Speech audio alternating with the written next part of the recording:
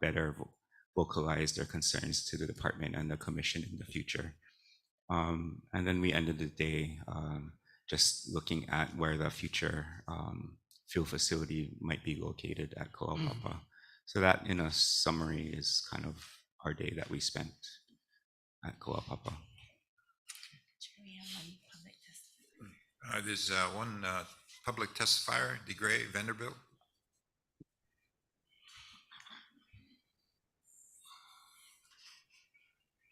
Okay, go ahead. Yeah, aloha, Chair Watson and Hello.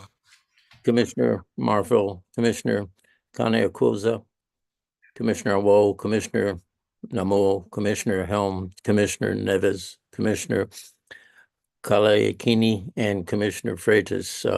Mahalo nui loa for this opportunity to provide you with some comments on C5, the Commission's limited meeting at Kalaupapa on April 24th, which I was fortunate to attend. My name is DeGray Vanderbilt, a longtime resident of Kalaupapa, where I was formerly chair of the Molokai Planning Commission.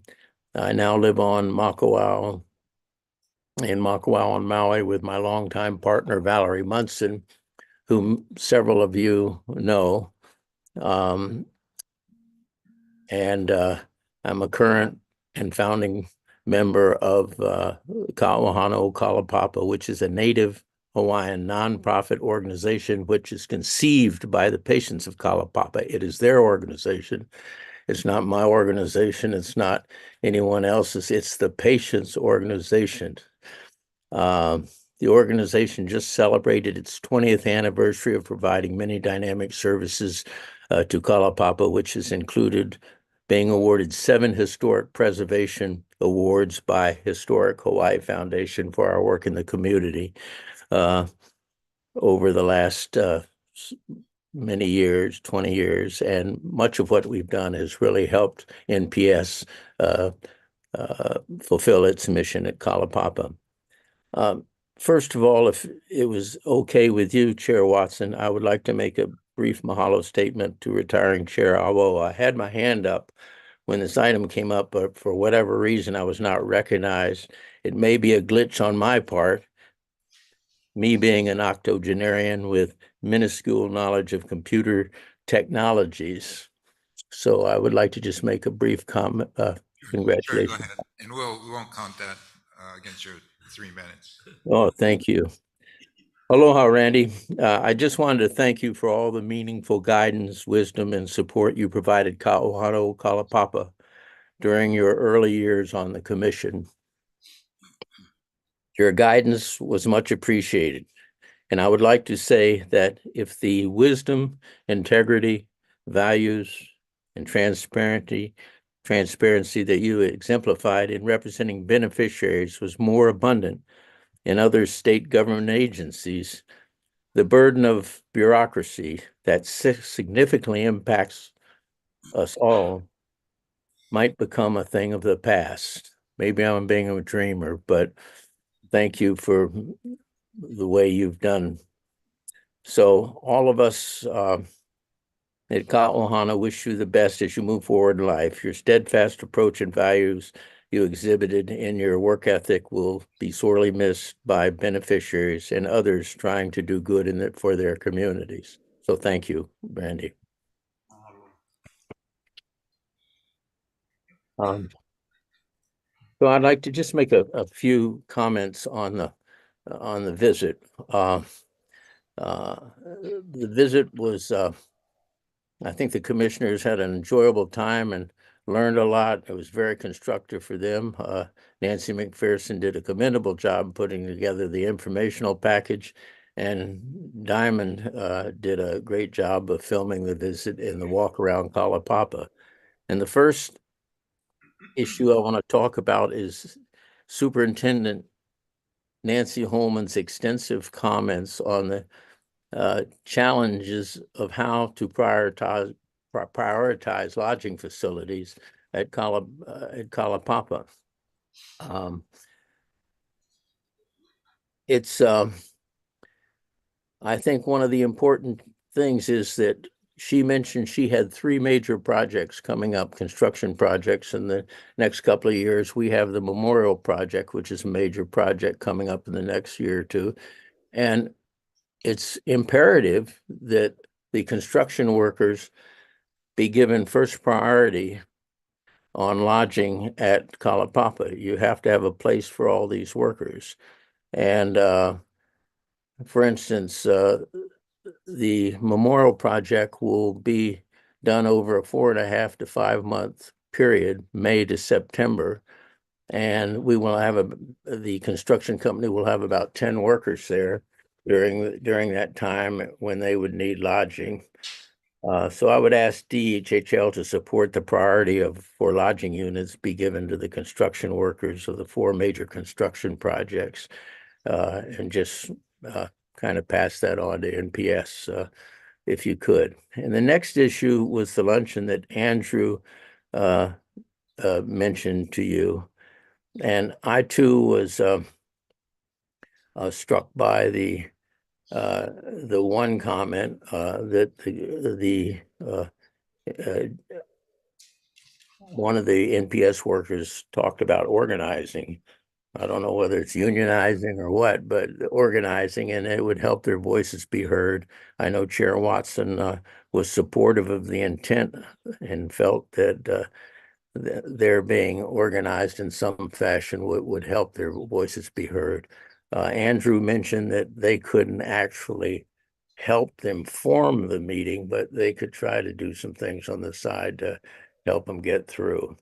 And I would like to say that Ka'uhana Kalaupapa was conceived by the patients, and they were organized, and they felt that as their numbers grew smaller, they had to organize and have an organization in place consisting of their peers, their extended ohana, and longtime friends of the community.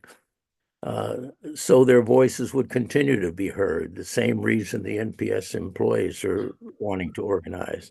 And the Kalaupapa residents also wanted to make sure that the legacy that they dreamed of for the future of Kalaupapa would be realized and sustained in perpetuity.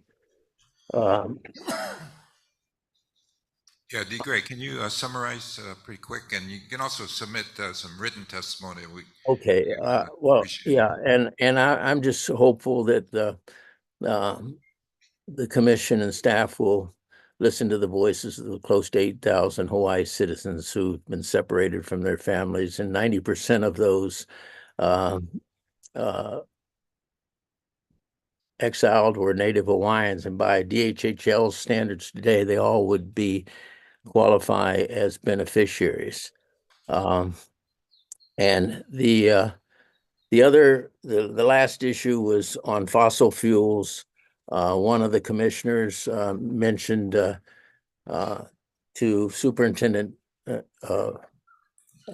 Holman what she was doing about reducing the use of fossil fuels and everything. And she mentioned that this is not anything to do with source, it's just a distribution system. And I just have one last paragraph, Chair. The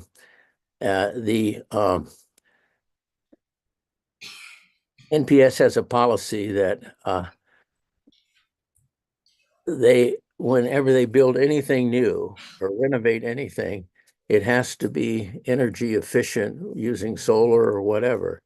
And so as they continue to renovate these buildings, they should be making them self-sufficient with solar and photovoltaic. So in 15 or 20 years, when this system has to be replaced again, you won't need a distribution system, because right now it's going to cost 18 million to build. And if you have to replace it again in 15 years, which would be 2041 when the lease runs out, that will be up to about 26 or 27 million when you factor in inflation. So that's just something to be thinking about when you're talking to NPS, that have them as they go along and fix up buildings and facilities to make them energy efficient with solar and whatever. Okay.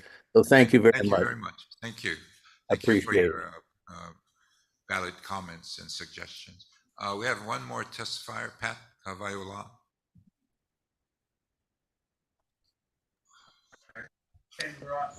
Hello, Mike Ako.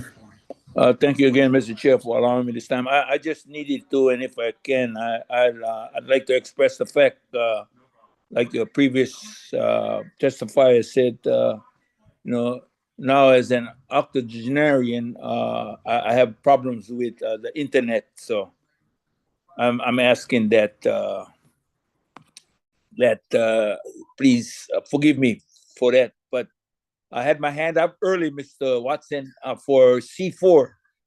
And I wanted to express the mahalo from the Kalaupapa Community Association to the enforcement office led by Mr. Hoke, David, and Kip Akana, who's right now have their fingers stuck in the dam, trying to be sure that in this case, Kalaupapa and every homestead is kept safe. 3 people on 200,000 acres is a lot, is a big ask, but they're doing the job, and a very commendable job.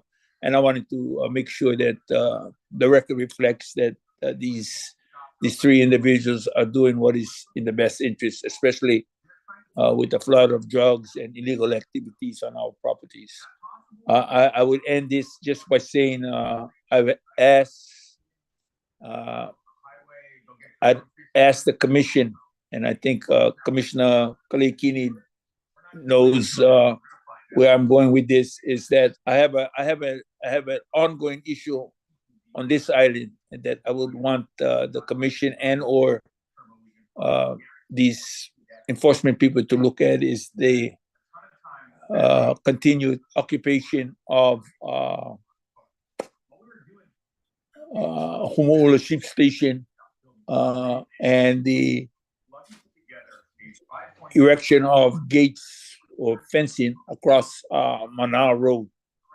And with that being said, I thank you all and for allowing me this time. Thank you. Aloha. Thank you. The next item, C6, oral summary of the Commission Limited meeting at King's Landing, Honoka'a, Puukapu, and Kauai. Andrew?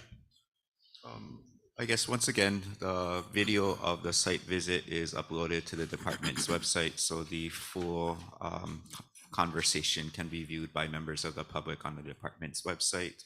In summary, we started our day in King's Landing. We got an orientation to the place from members of Malama Ka'aina, Hana Ka'aina, and the history and background of their presence at the site. We also got to see parts of the site where the commission will be receiving more information on in item G9, the King's Landing draft environmental assessment for Kuleana homesteads over there. Next portion of the day, we drove to Honoka'a to look at property that the department is in the process of acquiring for future homesteads. The department prior has no lands in the moku of Honoka'a, so this would be a first opportunity for beneficiaries interested in living in that particular moku to have an opportunity to homestead. We then drove to Waimea to look at the Puukapu lots and the roads. One of the feedback that I heard distinctly from beneficiaries is that next time, please prepare a better map so that beneficiaries interested in attending the site visit have a better sense of where the commission is going to go. So a kalamai for not providing that information more clearly to our beneficiaries. And then lastly, we ended the day in Kauai to look at 2 homestead lots that were impacted by the recent heavy rain events. Unfortunately, their homes suffered from flooding. So commission members were able to look at the extent of the damage and provide the lessees some level of comfort that the department would be looking at studying the flooding situation better to assess what can be done and how much it might cost to remediate that situation. Any questions or comments? If not, we do have a public testifier, Aina Aloha Ione.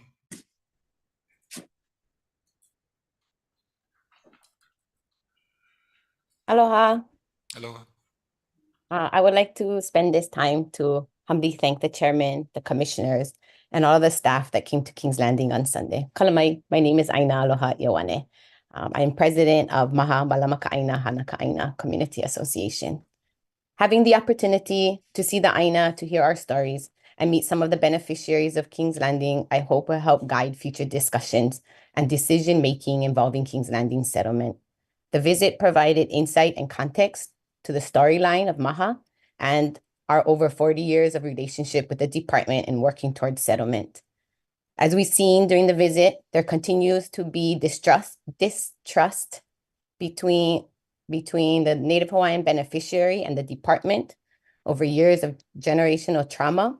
This comes from the many historical events during the trust's lifetime.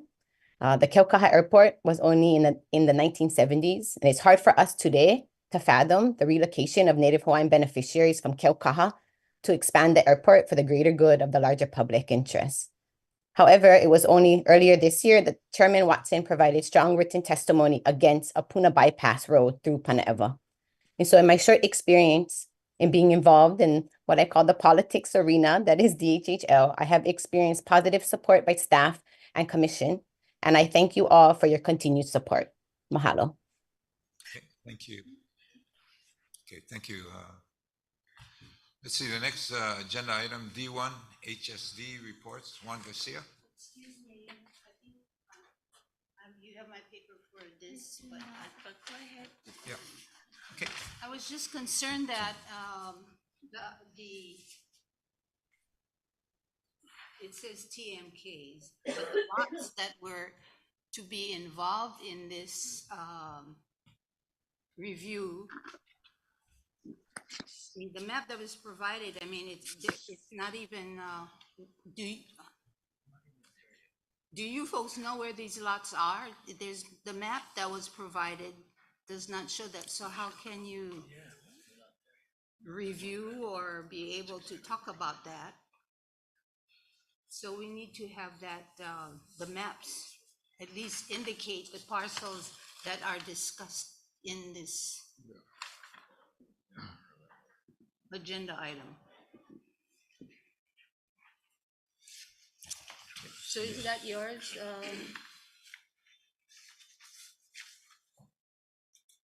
Where is he? Auntie, I think we're gonna. Andrew. I think Andrew can kind of give his monologue, but I think a lot of stuff you're referring to now we can get deeper into when the agenda item comes up for discussion. Yeah, we're not on that item yet, definitely. I Andrew think can give his. what was different about the Puukapu site visit than the other site visits that we recently conducted was that the Puukapu site visit, the primary purpose was to give the commissioners an understanding of the road system back there, because that is one of the central issues to item D17. 13, sorry. That was the purpose of the Puukapu site visit, was to give commissioners a sense of the road system back there and the condition of the roads back there. Because the road does not have a specific TMK, the guidance that we received was we had to put down tax map key numbers or addresses of where the commission was going to pass through. So that is why there is kind of a lot of TMKs shown on the agenda. I do agree with Auntie Kanani that next time the department should provide a map that corresponds to not just the lots, but the roads that we would be traversing. So that is why the Puukapu place on the limited site visit agenda is different than the other site visits, is that we weren't visiting a specific parcel in particular, but we wanted to give the commission an overview of the road systems and drive the roadways in Puukapu, as that would provide context to D13. Okay. Well, then, I will apologize for not understanding the purpose of your visit, although I have we will it'll be done later on, so you folks know what particular lots in this map, just color it, are being considered for whatever. I apologize for not more clearly stating the intent of the site visit to beneficiaries. Thank you. Okay. We got, come on, Andrew, get him to do a better job. Let's see, we got Jojo Tanimoto.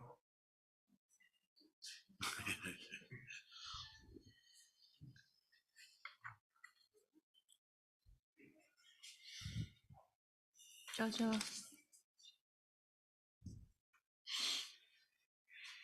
Oh, okay. Yep. Can you go hear ahead, me now? Jojo. Thank you. Mahalo for coming to Kauai High this past weekend. I wanted to share, and I don't think it was even part of the conversation that day, was that when the road was inundated with all this mud and rivers of water, the road was closed. And because that is the only way to get out of Kauai High, all of us in the subdivisions were stuck. Okay, so it's not only that those two lots were inundated. I mean, that was really terrible. But now all of the traffic that gotta go to work, we had to wait because that's the only, and that goes all the way back to Kohala. So I have been asking for the department to figure out the evacuation plan. I have also sought the county civil defense to come up with a plan so that these people were stuck at home. Even though they were getting inundated and they were in danger, they stuck at home. They cannot go anyplace. We couldn't pass through. So I'd like to leave that consideration with Andrew and with the commission, and maybe you guys can come back to us and tell us how you're going to mitigate that problem at the harbor, because that's the only transportation that we've got to get out of Kauai High. Thank you. Those are valid concerns, Jojo. Thank you for your testimony. Next testifier, Pat Havaiola.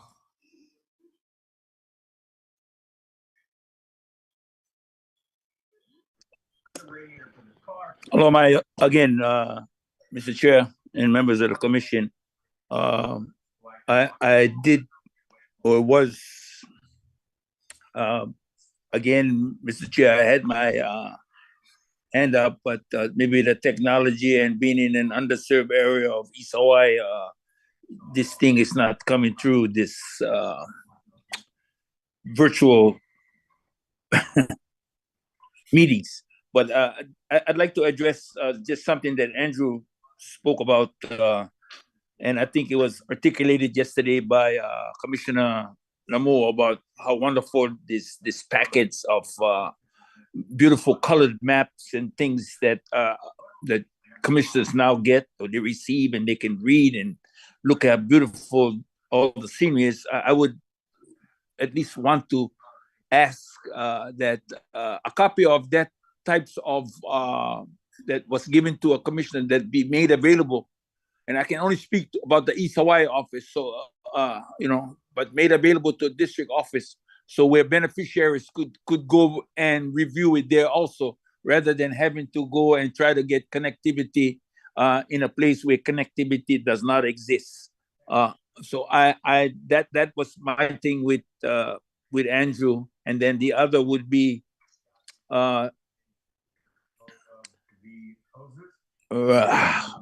sorry, it's a kind, it's octogenarian kind of time, I'm so happy. I keep going about being an octogenarian, but maybe about 10 days ago, I became one, so I don't know how to act yet that way. But again, thank you for allowing me this time, and I'll just hope to follow the agenda, and hopefully we can get to face-to-face kinds of meetings soon as opposed to later. And I just hope that Andrew, what Andrew's saying, the work that Andrew's doing, but to be told that, or to be how we were being told, how Andrew expressed it is this way. If you guys want to see the thing, go look the video. Well, you got to get connectivity for look the video, and that is an issue that I'm having in East Hawaii. So again, with due respect and the work that you do, Andrew, sometimes looking the video isn't the only thing. So there's got to be better ways to communicate to the beneficiary, because it is the beneficiaries that we're all here to help. Thank you very much for your help. Aloha. Okay, thank you. Okay. Next item, D1, HSD reports, Juan Garcia. Good morning, commissioners. As always, HSD provides for you various reports having to do with applicants, lessees, and the loan portfolio. I just want to highlight some numbers. As far as applications, from last month to this month, it grew by 37 applicants, which represents an increase of applications in the amount of 71. So applicants continue to come into the department and have their names placed on the list. On the lease side, our current lease issue, number of leases issues is now 10,049 statewide. And just a brief comment on undivided interest. Number of leases that were awarded was roughly about 1,500. There remains 739 undivided interest that needs to be converted. Of the number of UIs that were issued, 570 families now have a lease with a specific lot on there. Loan services branch have been diligently working with our borrowers, and the delinquency rate is roughly or hovering at about 24%.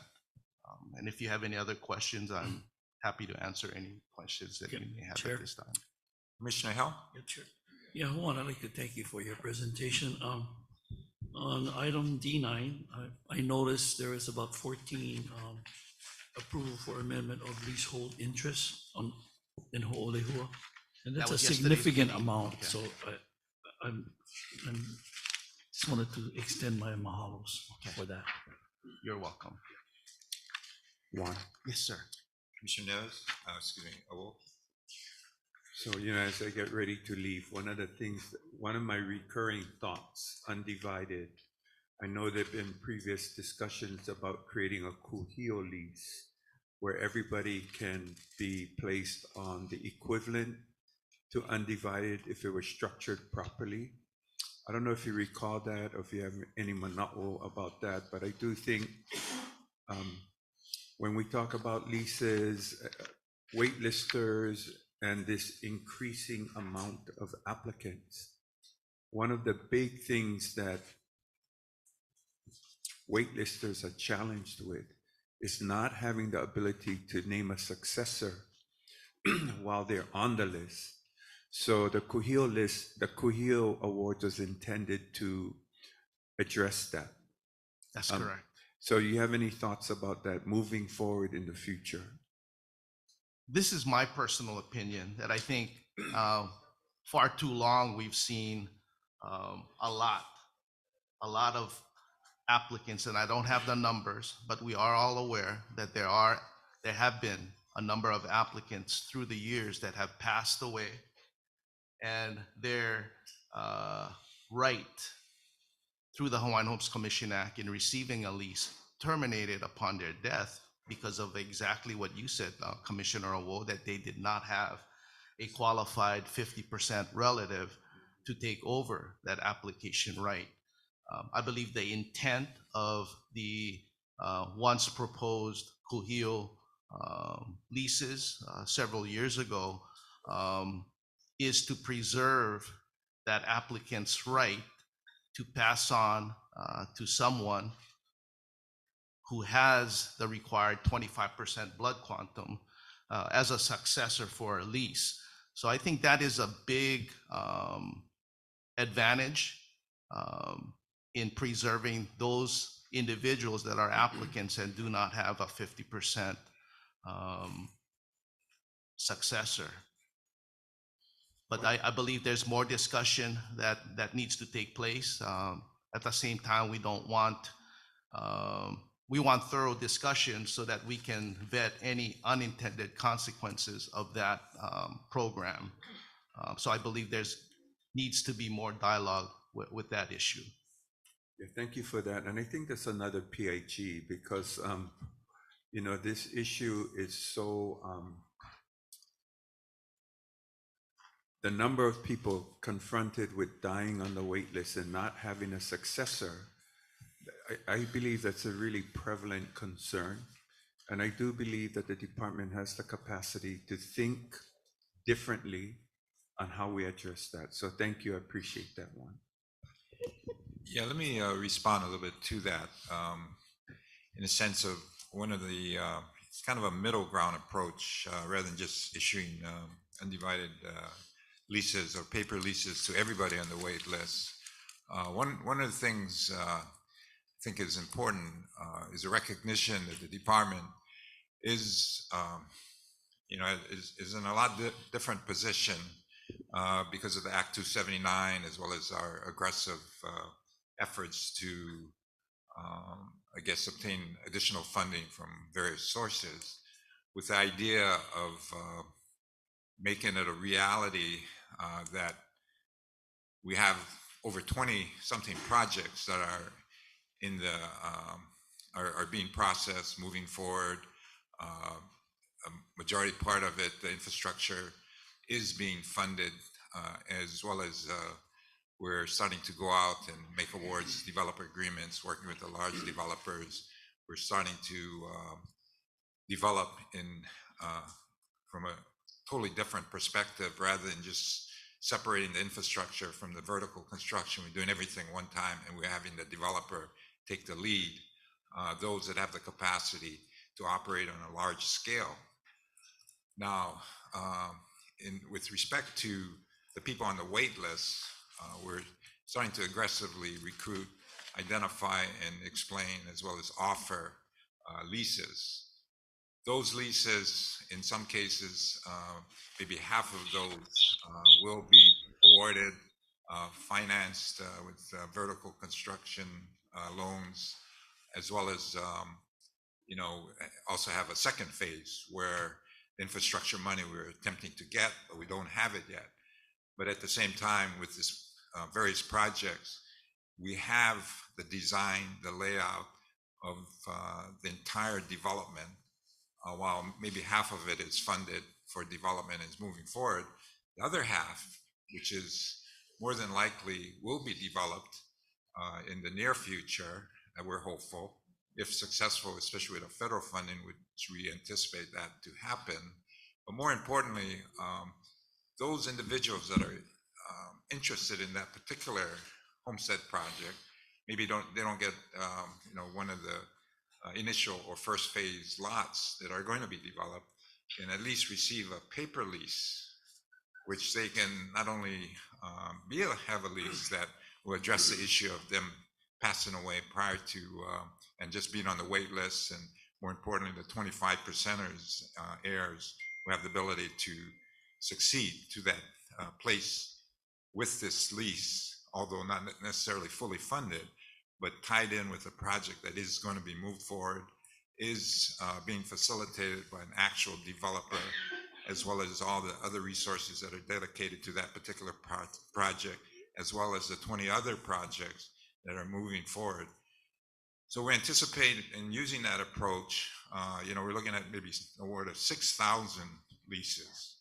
Now that's, you know, it's not going to eliminate the wait list, but it's, I think, going to eliminate a significant portion that are exposed to this bad situation where without the lease, their heirs lose out should they pass away.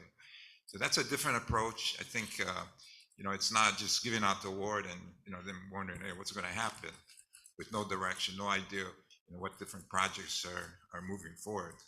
we not only have specific projects that are moving forward, we have developers in place, we're starting to make awards, we're starting to move forward. We also have, just for education of our beneficiaries and people on the wait list, we've also, with Act 279, the 600 million, requiring new lands in great areas. It's not as specific regarding the layouts and what have you, but these new lands, whether it be in Lehui or other areas that are excellent for development, they're going to be moving forward. There are going to be projects that are awarded. There are people that are going to come off the wait list, maybe after the 6,000. But we are making significant process. So while we're not doing the Kuhio approach, regarding taking everybody off the wait list and giving them leases, I think we're going to make significant steps in addressing the people on the wait list. And we're excited about it. Hopefully the people on the wait list will take heed to start to, consider the things that you need to do in order to be a part of that process, whether it being updating your address, or it also might involve, taking a look at your financial situation, participating in educational workshops regarding the different loan products and what have you. We will have orientation workshops involving all these different projects, and we look forward to, sharing with you all these wonderful opportunities that will become available. So I think it's an exciting time.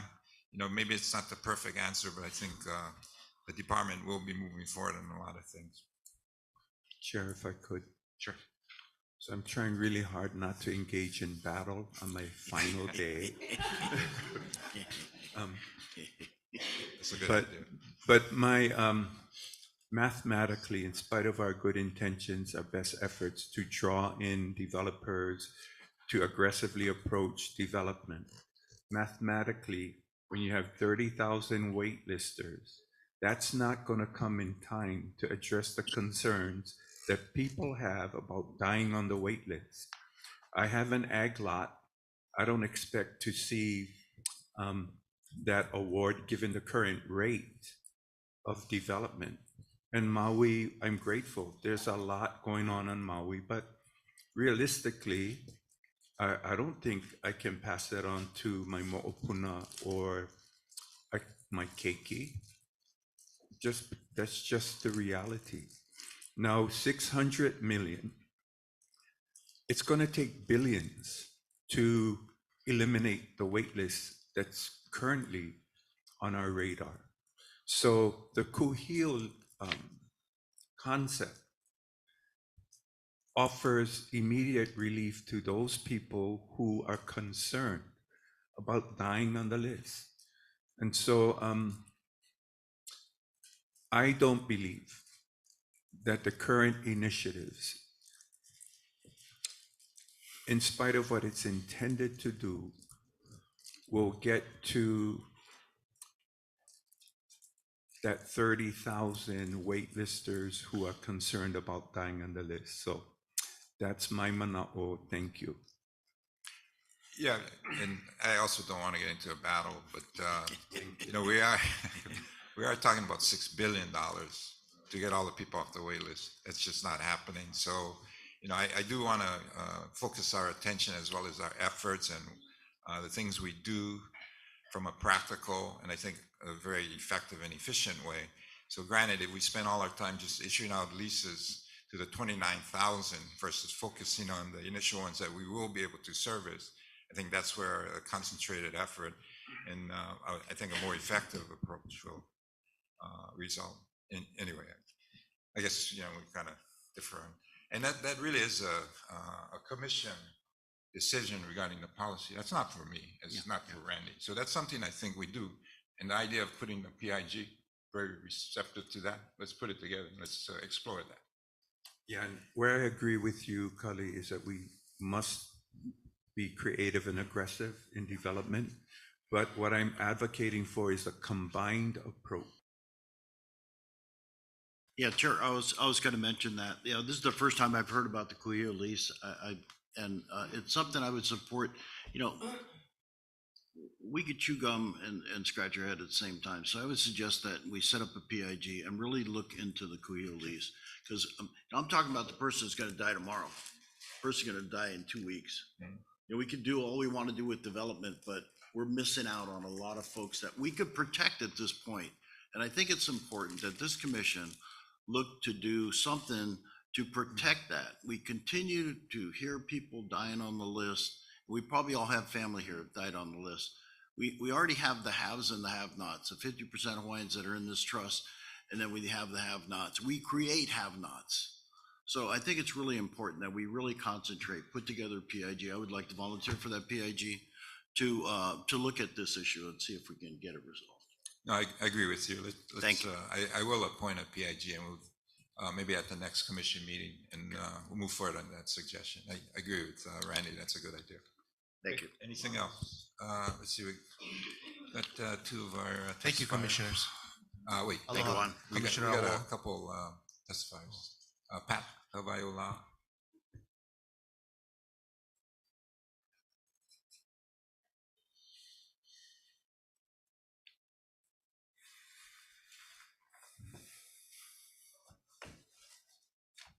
Again, Mr. Chair, thank you for allowing me the opportunity.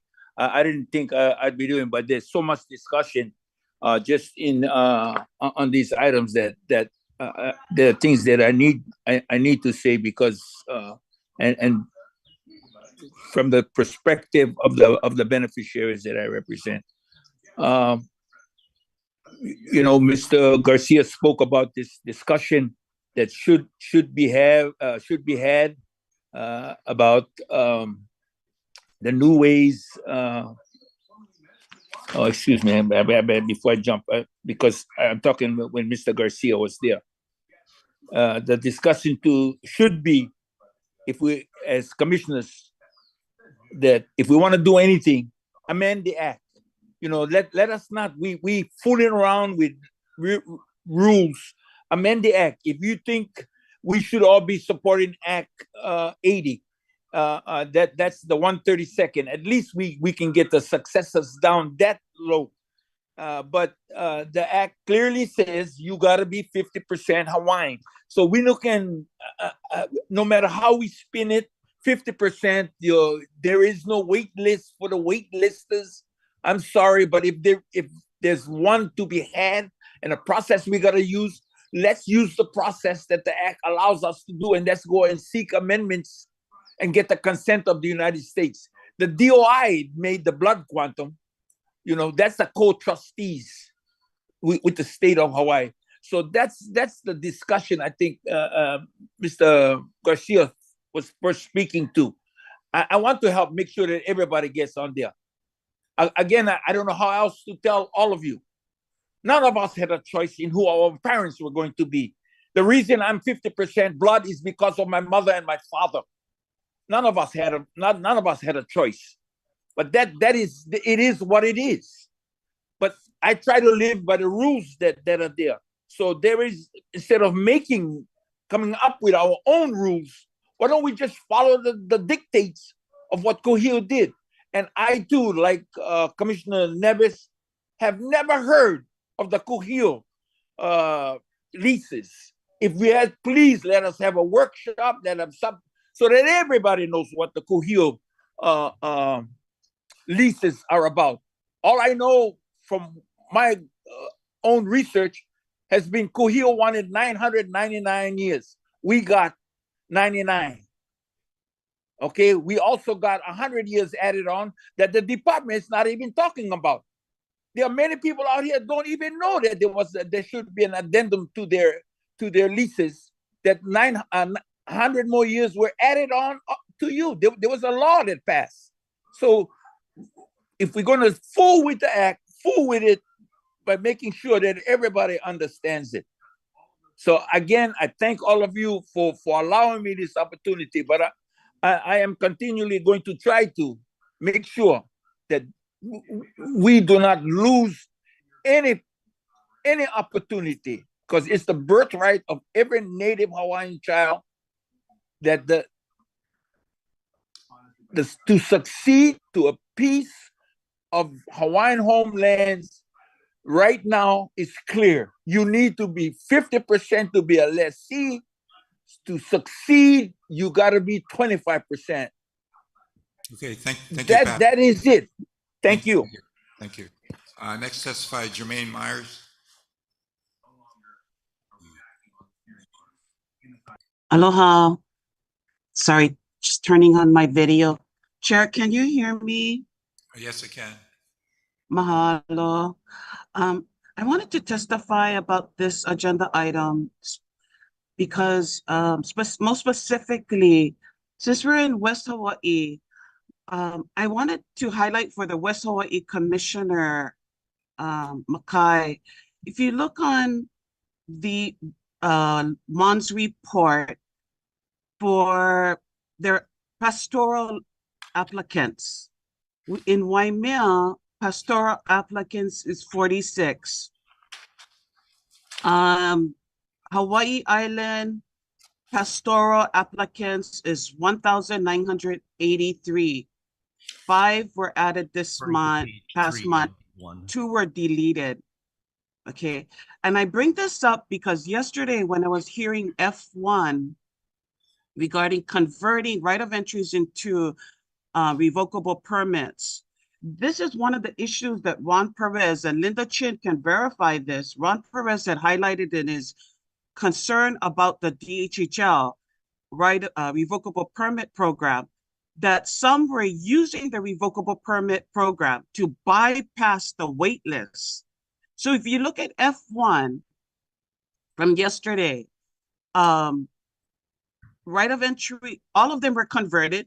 There was no complaints about it. Right of entry 464, 50 acres, pastoral, Marian Kapuni'ai, paying $900 a month since 2012. $900 a year rent, bypassing the wait list.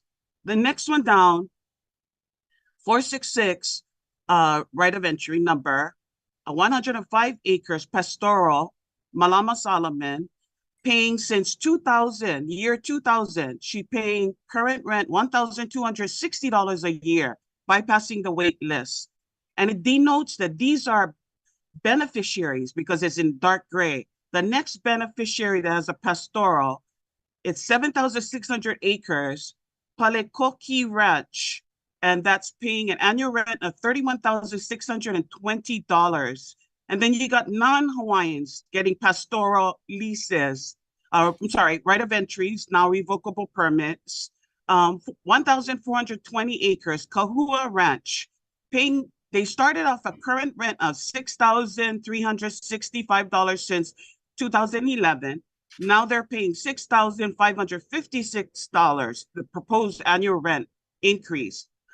And then the last one is Pastoral, 381 acres, Parker Ranch. And they've been having this since 1977. Their current annual rent, 1 year, $4,488 for 381 pastoral acres of land. Thank you, And Jermaine. they're paying annual proposed rent is $4,623. Okay, thank you. Okay. Why are they bypassing the list? Thank you. What's the next one? Okay, the next agenda item is D3. Chair, if I could. Sure. Go I want to address Uncle Pat's commentary. I think it's important what he has brought up, but I think it's also important to understand the historical context in which the 50% blood quantum was assigned to the DHHL. Kuhio, recognizing at the time he was fighting to get this bill passed, understood that interracial marriage would significantly reduce blood quantum. He was opposed to 50%. He proposed 1/32. It was the result of powerful sugar plantations and ranchers that forced him into a compromise. What we have today is an anomaly. This was not the intent of Prince Kuhio. So we are trying to find ways to deal with that issue. Now, as I understand it, for successorship, the 132nd blood quantum was established for successorship only, came out of the Hawaii State Legislature, is currently stuck in the DOI. It's in committee, stuck. It is not moving. And now is a kind of a scary time to force them to bring it before Congress that's divisive and not really friendly to indigenous interests. So we have to find ways to understand the reality in front of us and try to manage what we can with the tools that are provided to us. And so the Kuhio Lease Award might be a pathway to addressing at least one component, successorship, to address the concerns that waitlisters have about dying on the list.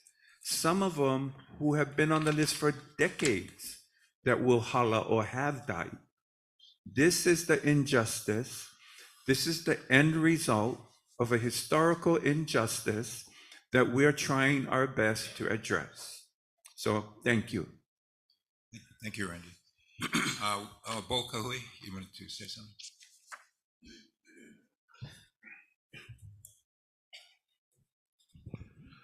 Aloha. Aloha, my name is Bo Kahui, and I'm here representing myself and my family. We receive Undivided Interest Awards. I consider that maybe a Prince Kuhio Legacy Award in which a lease was given to Kupuna, and Kupuna give that lease to its successor. My grandmother was that Kupuna that gave me that lease, to which I gave my son, who's now living on the property in Waimanao. It is the trend, I think, for us to look at that type of process for which we can get our kupuna off the list. Maybe we have to look at the ones that are aging. Not everybody on the list qualify. Maybe those that are really aging or those that have health risk. But we need to find that solution, and I think Undivided Interest Award bring a solution to the commission under which we can move our kupuna off the list and give that legacy, that opportunity to their ohana. Ma. Thank you, Bo. Blossom. Mahalo, Mr. Chair. Members of the Commission, good morning. My name is Blossom Pitera, and I represent, I'm an advocacy director for Kupuna Kaleo Kaina. Regarding the item of discussion, undivided, so I was an undivided interest lessee for Maui. I got my undivided interest lease in 2005, expecting a lot in Waiohuli upcountry. I did not get my lot until 2017, at which time I transferred it over to my son. That was my objective. So while the undivided interest lessee strategy was a good one, is that it took people off the list. Promises were made by the department that we would see a speedy development of the area so that we could get on our lands much faster. Unfortunately, the whim of the legislature in terms of funding made that a 12-year wait for us. And so when we talk about undivided interest, let me be very clear, I am very much in support of the issuance of undivided interest lessees. However, the wait that took place for many of us across the state, we also saw kupuna who took those leases make. And the department had to go through a slew of public notices to be able to find a successor. And I think, Mr. Chair, if the department and the commission is looking towards the reinstatement of the undivided interest program through a Kuhio lease, you have a strategic plan in place that identifies specific areas for development. Most of them have already been funded. I would recommend that the undivided interest lease program be deployed specifically for those that are already scheduled for development. What we saw in 2005 under that administration is that funding that were initially allocated for the development of these lands were then removed and placed somewhere else because priorities changed. There needs to be a process in place where if you're going to fund, let's say, Wailuku single family for 204 lots and use that as your undivided interest lessee award, then we need to figure out a way on how to maintain the funding source for that development intact until it's completed. Because to have undivided interest wait listers, undivided interest lessees wait, they might as well go back on the wait list. Okay. So just a recommendation for that. Once again, I think doing undivided interest awards is a great idea to help our kupuna make some concrete decisions for the future of their families. But we also need to be mindful that at some point in time, a lot needs to come with that lease. Thank you. Okay, what's the next item?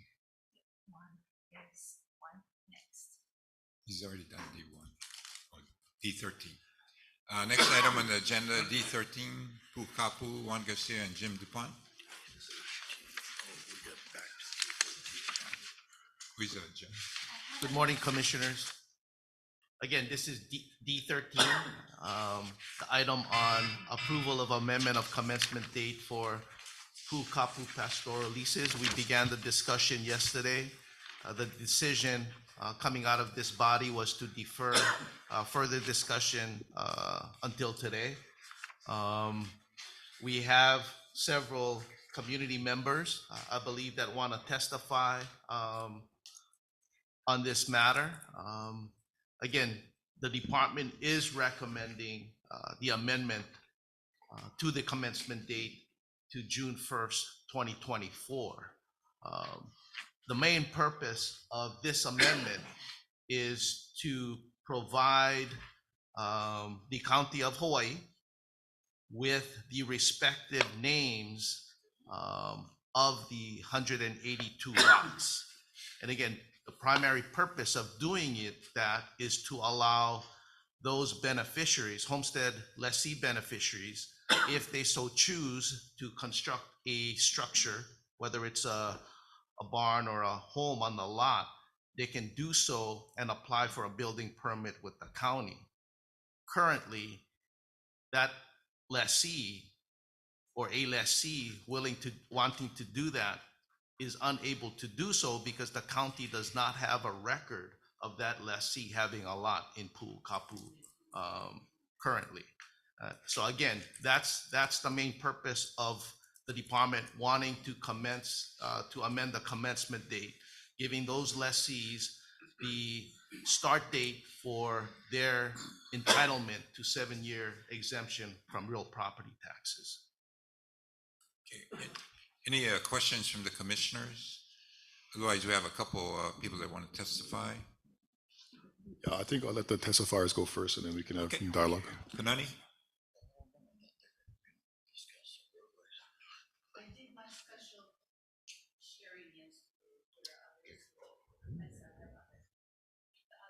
Okay, thank you, Kanani. Mahana?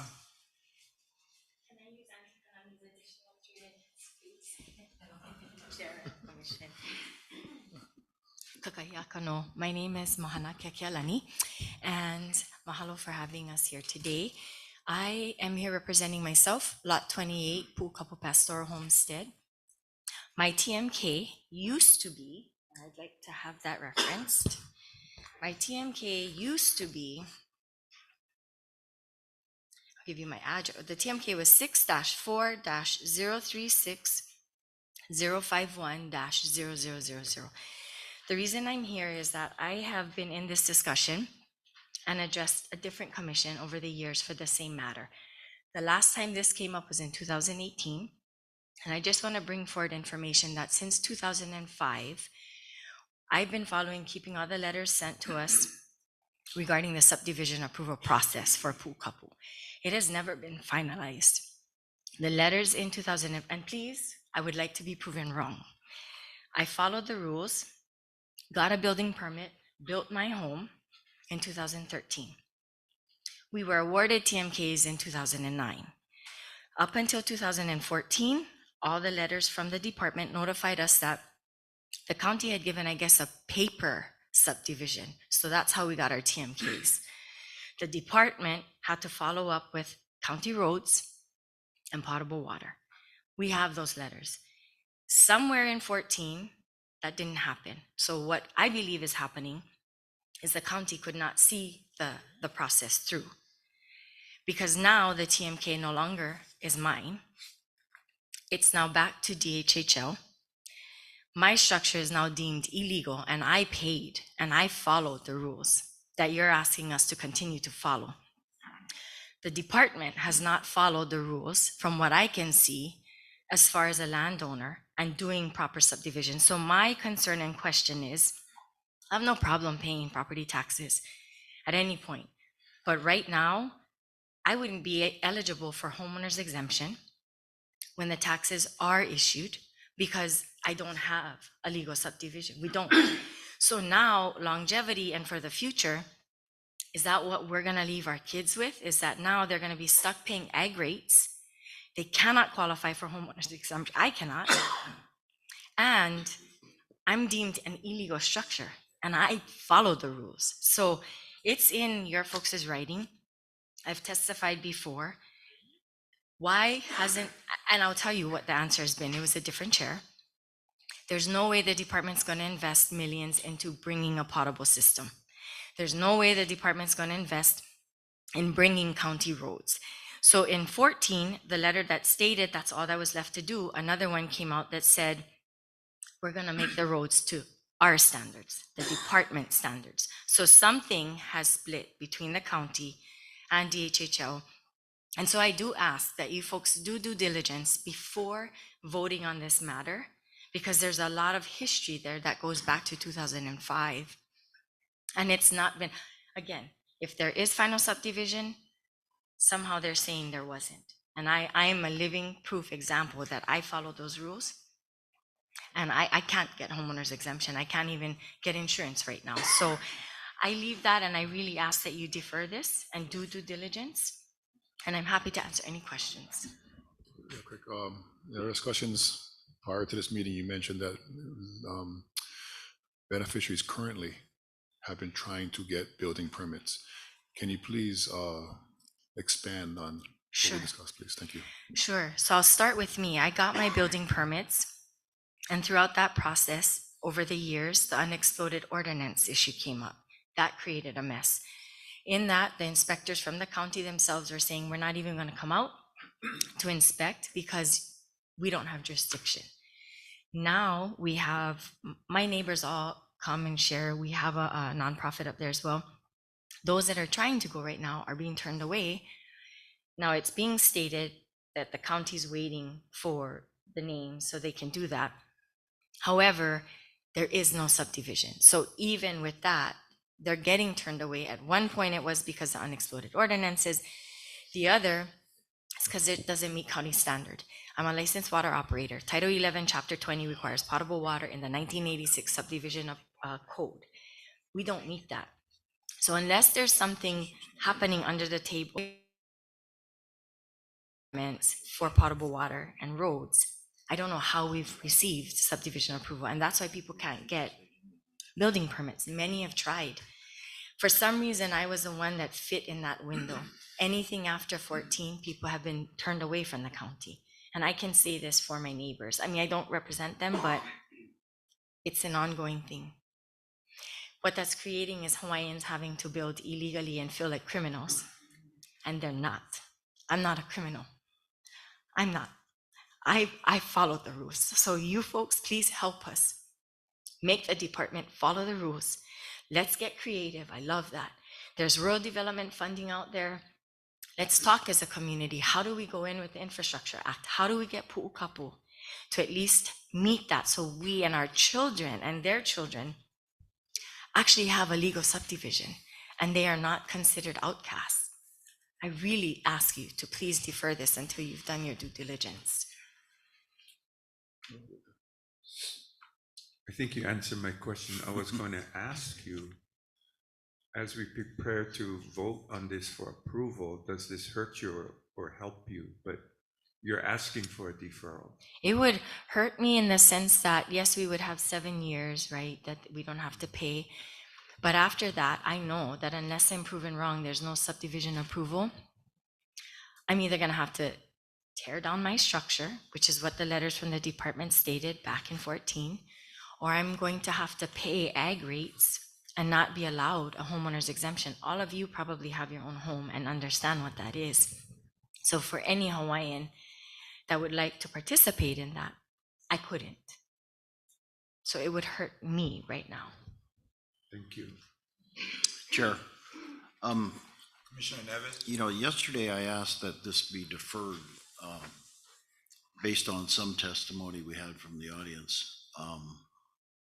And now we have new testimony that is very, very, you know, I'm a little concerned that we're not getting all the information as we move forward. I know we have people that want to develop lots. You know, I myself was involved in doing a work on my home without permits. And what I'm concerned about now with your home is the county going to come back and say, well, it's unpermitted. Now you're going to have to get an architect. You're going to have to go through all the processes all over. It cost me about $6,000 to do mine. I don't think we want to burden with that. But I mean, there's more information that this needs to be deferred until we can clear all of these items up, and all people, as well as those that want to build, that they have, you know, a concrete path moving forward. Obviously, this woman here followed all the rules from the department, from the county, and it got broken somewhere. So it's got to be fixed before we can move forward, as far as I'm concerned. Commissioner Freitas? Yeah, I think there's a few people here that continue to want to speak, and I know that the department has their manal they want to share. Juan and I have been going on this 48 hours now, and you're right, Commissioner Nevis, as more information does get brought to light, it changes the thought process on how we should move forward. I'd like to ask everybody to kind of say their piece, and we'll bounce back with the department after, and when everybody's done, we can strategize a plan to effectively and efficiently move forward in the best interests of the beneficiaries.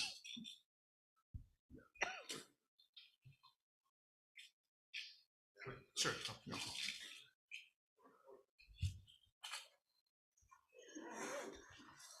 Hello, my name is Joe Keoni Ke Ali Helivale Okamako Honu Pisheko.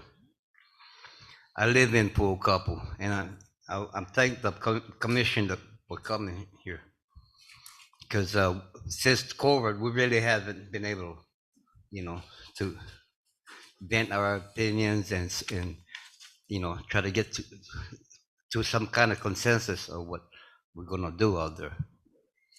I have the last 300-acre ranch out there,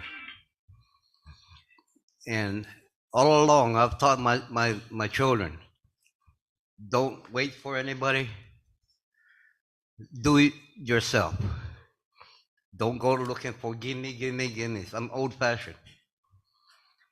So we did that. I did an add-on to my place, and I went through Jim. He signed me a letter. Came here to Kona. After I had gone through the process of getting the prints, the engineer stamps, and all that, they told me straight, "What are you doing here? We have no jurisdiction out there." So, because there's no fire hydrants, there's no infrastructure, there's no drinking water. So I came back and went to Jim, and I said, "Jim, here, this is what they said." He said, "Well, as far as I'm concerned, you did your due diligence." Now, as a result, I have neighbors.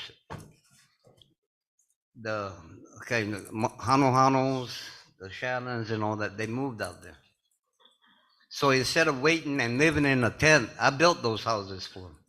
I even built some in the village. Now, in the village, we got the permits and went through it.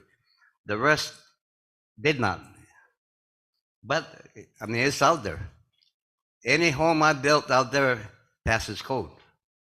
And as a result, my family, my son, we built another house.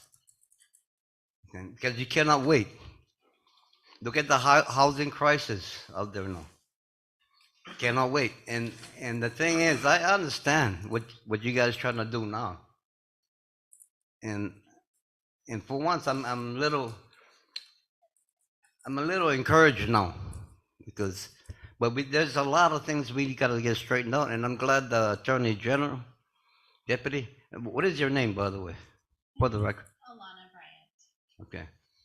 See, on the last meeting about the taxes now, all along, I paid the taxes, had no choice. In fact, when I took over the lease, I had to pay 9 years back state tax. I had to pay 9 years back on $1 a year, believe it or not.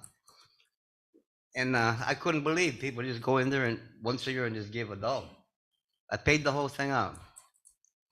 Now, I went through hell because of the fire. I lost a lot of animals. I don't have any sheep. I only have cattle left. So I haven't got the berms cleared out that they had to go through to stop the fire. No assistance. So what I'm doing now is I'm fencing, brand new fence all through my properties, making paddocks and stuff. And the reason why I do that is because I need it. And when people drive by my place, I want them to say, hey, that's one guy that deserves to have this place. But when you're giving pastoral land out and it sits there for decades, nobody does anything with it. It's not a wise thing to do, you know. And now I'm dealing with my neighbors. I own the fence. The department has let them move in and put their animals that borders my line, and I'm having problems. They cut my fence. I asked Jim to come and look at it. No time. I called the police. They came out and made a report. You can tell when wire has been cut or when they've been broke. You can tell. It's only common sense. So I just hope that because I believe in common sense and common sense solutions to things. I don't believe in waiting. Just like right now, people are looking, there's no internet or anything out there. Well, we already did it. Without fiber optics and all that. We just went to Skylink. We hooked up to the system. It works great. But the main reason I have for you, man, is there was a piece of paper that was put out in Waimea when they were talking about the taxes that states that the department owns the land and is the lessor of the land. So just for the matter of record, let's clear it out. Does the department own the lands? Yes, the land is owned by the state of Hawaii. They own it? Okay, when was that act put in that states that the department owns the land? Doesn't belong to the Hawaiians anymore? Hawaiian Homelands and DHHL is an agency of the state of Hawaii, and all Hawaiian homelands are owned by the state of Hawaii. So you're stating, for a matter of fact, that the state owns all the lands. Yes, it's state-owned land. Okay, I'm glad to get that on record. I'm glad. And so I don't want to be combative here with the commission. I'm looking for solutions. That's what we're doing. Yeah. So with the problem I have with my fence being cut and I have some cattle that disappeared. My question is, since you said you guys own the land, who's liable for my animals that disappeared? I can't make any conclusions about this matter. Why? You own the land, you're responsible. I cannot make any conclusions about this matter. All that you've presented is your testimony. I have a police report. I have all that. Now, I intend to go all the way with the lawsuit with this, because I cannot be keep on taking losses like this. Yeah, and that is your right. Yeah, do and that. you own the land, so I'm looking to you.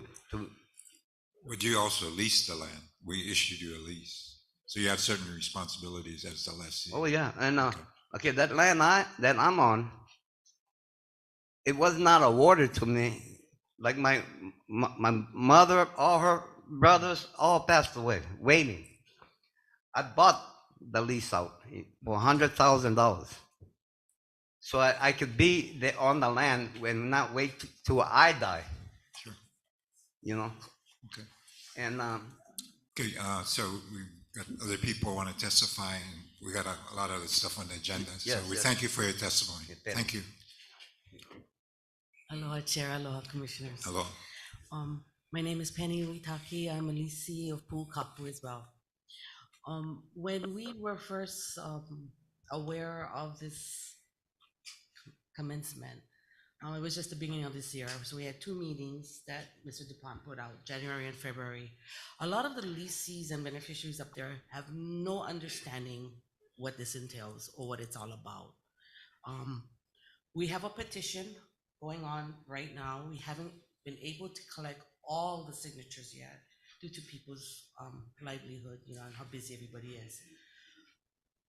We ask the people from up there is to be transparent and tell exactly what the whole plan entails, so we all can understand and we all can work together. As the most important thing that I see, that's important to me, my kikis, my mo'opunas. So I just wanted to share that. Thank you. Thank you. Commissioner Freitas? Yeah, I think based on, some of the dialogue we've had over the last day or so, and talking to Juan and Jim, I think we need to defer this. But I think we need to defer this with a plan and action before we leave today, and how we're going to take the right steps in the right direction to get this thing rectified. Yesterday we discussed the roads access for first responders. But I think there's other things that have been brought up or brought to light in the last 24 hours. I think we got to figure out a way to sit down with the county and have face-to-face dialogue.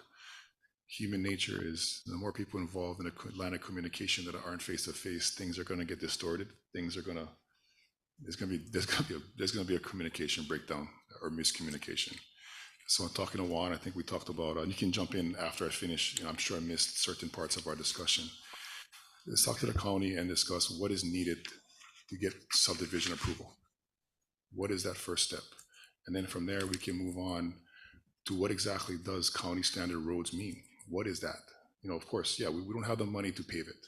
That's just not going to happen. Let's try to figure out what we can do to get it as close as possible to that level we can within our financial capacity, but most of all, make it safe and get this thing started. So the people who are waiting to get loans, whether it's commencement date or there's 2 different thought processes, right? Is the commencement date is a mechanism to be able to put permits and to get loans, or is it the subdivision approval? I don't have that answer for you, but we've got to get those answers before we can move forward with the commencement date. So that's kind of my mana'o for now. I'd like to defer this with a plan in place. Chair. Good, Jim. Chair, I have a question. Before Jim speaks, the source of the water. Where is this water for the beneficiaries coming from? And someone mentioned about there's no fire hydrant, and I was not part of the visitation the other day, so I'm curious to know where's this water coming from, and if there's enough water to build fire hydrants in these areas that may need, if there's not enough. I just need to know. So, question. Commissioner. Yeah. Sorry, let me turn this on.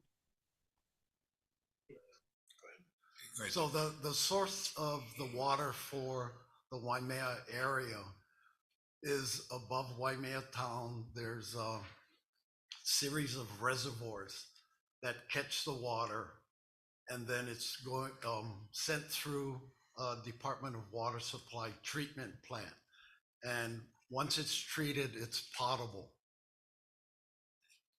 So again, the source is above Waimea town. Much of it is just surface water that drains, and then they feed it into these reservoirs. There are some other private wells in town that, one way or another helps the county system. So again, the other day when we made that last stop to look at that first tank, there's a water meter that was assigned to the department by the Department of Water Supply. Up until that meter, the water is potable. Once the water is sent to that first storage tank, it becomes non-potable because it's not treated to the standards required by the county and the Department of Health. And so it's suitable for irrigation, it's suitable for, use by the cattle. But I think to make it potable, the two options are, treat it at that site, the second site and the third site, and then continue to work with the state of Hawaii if the department intends this to be a public water system. So there's a series of requirements that the Department of Health would have. And I've mentioned this before, prior to 2013, when the department put in this system, they compared the cost of building the current system against a county standard system, and it was somewhere around $70 million.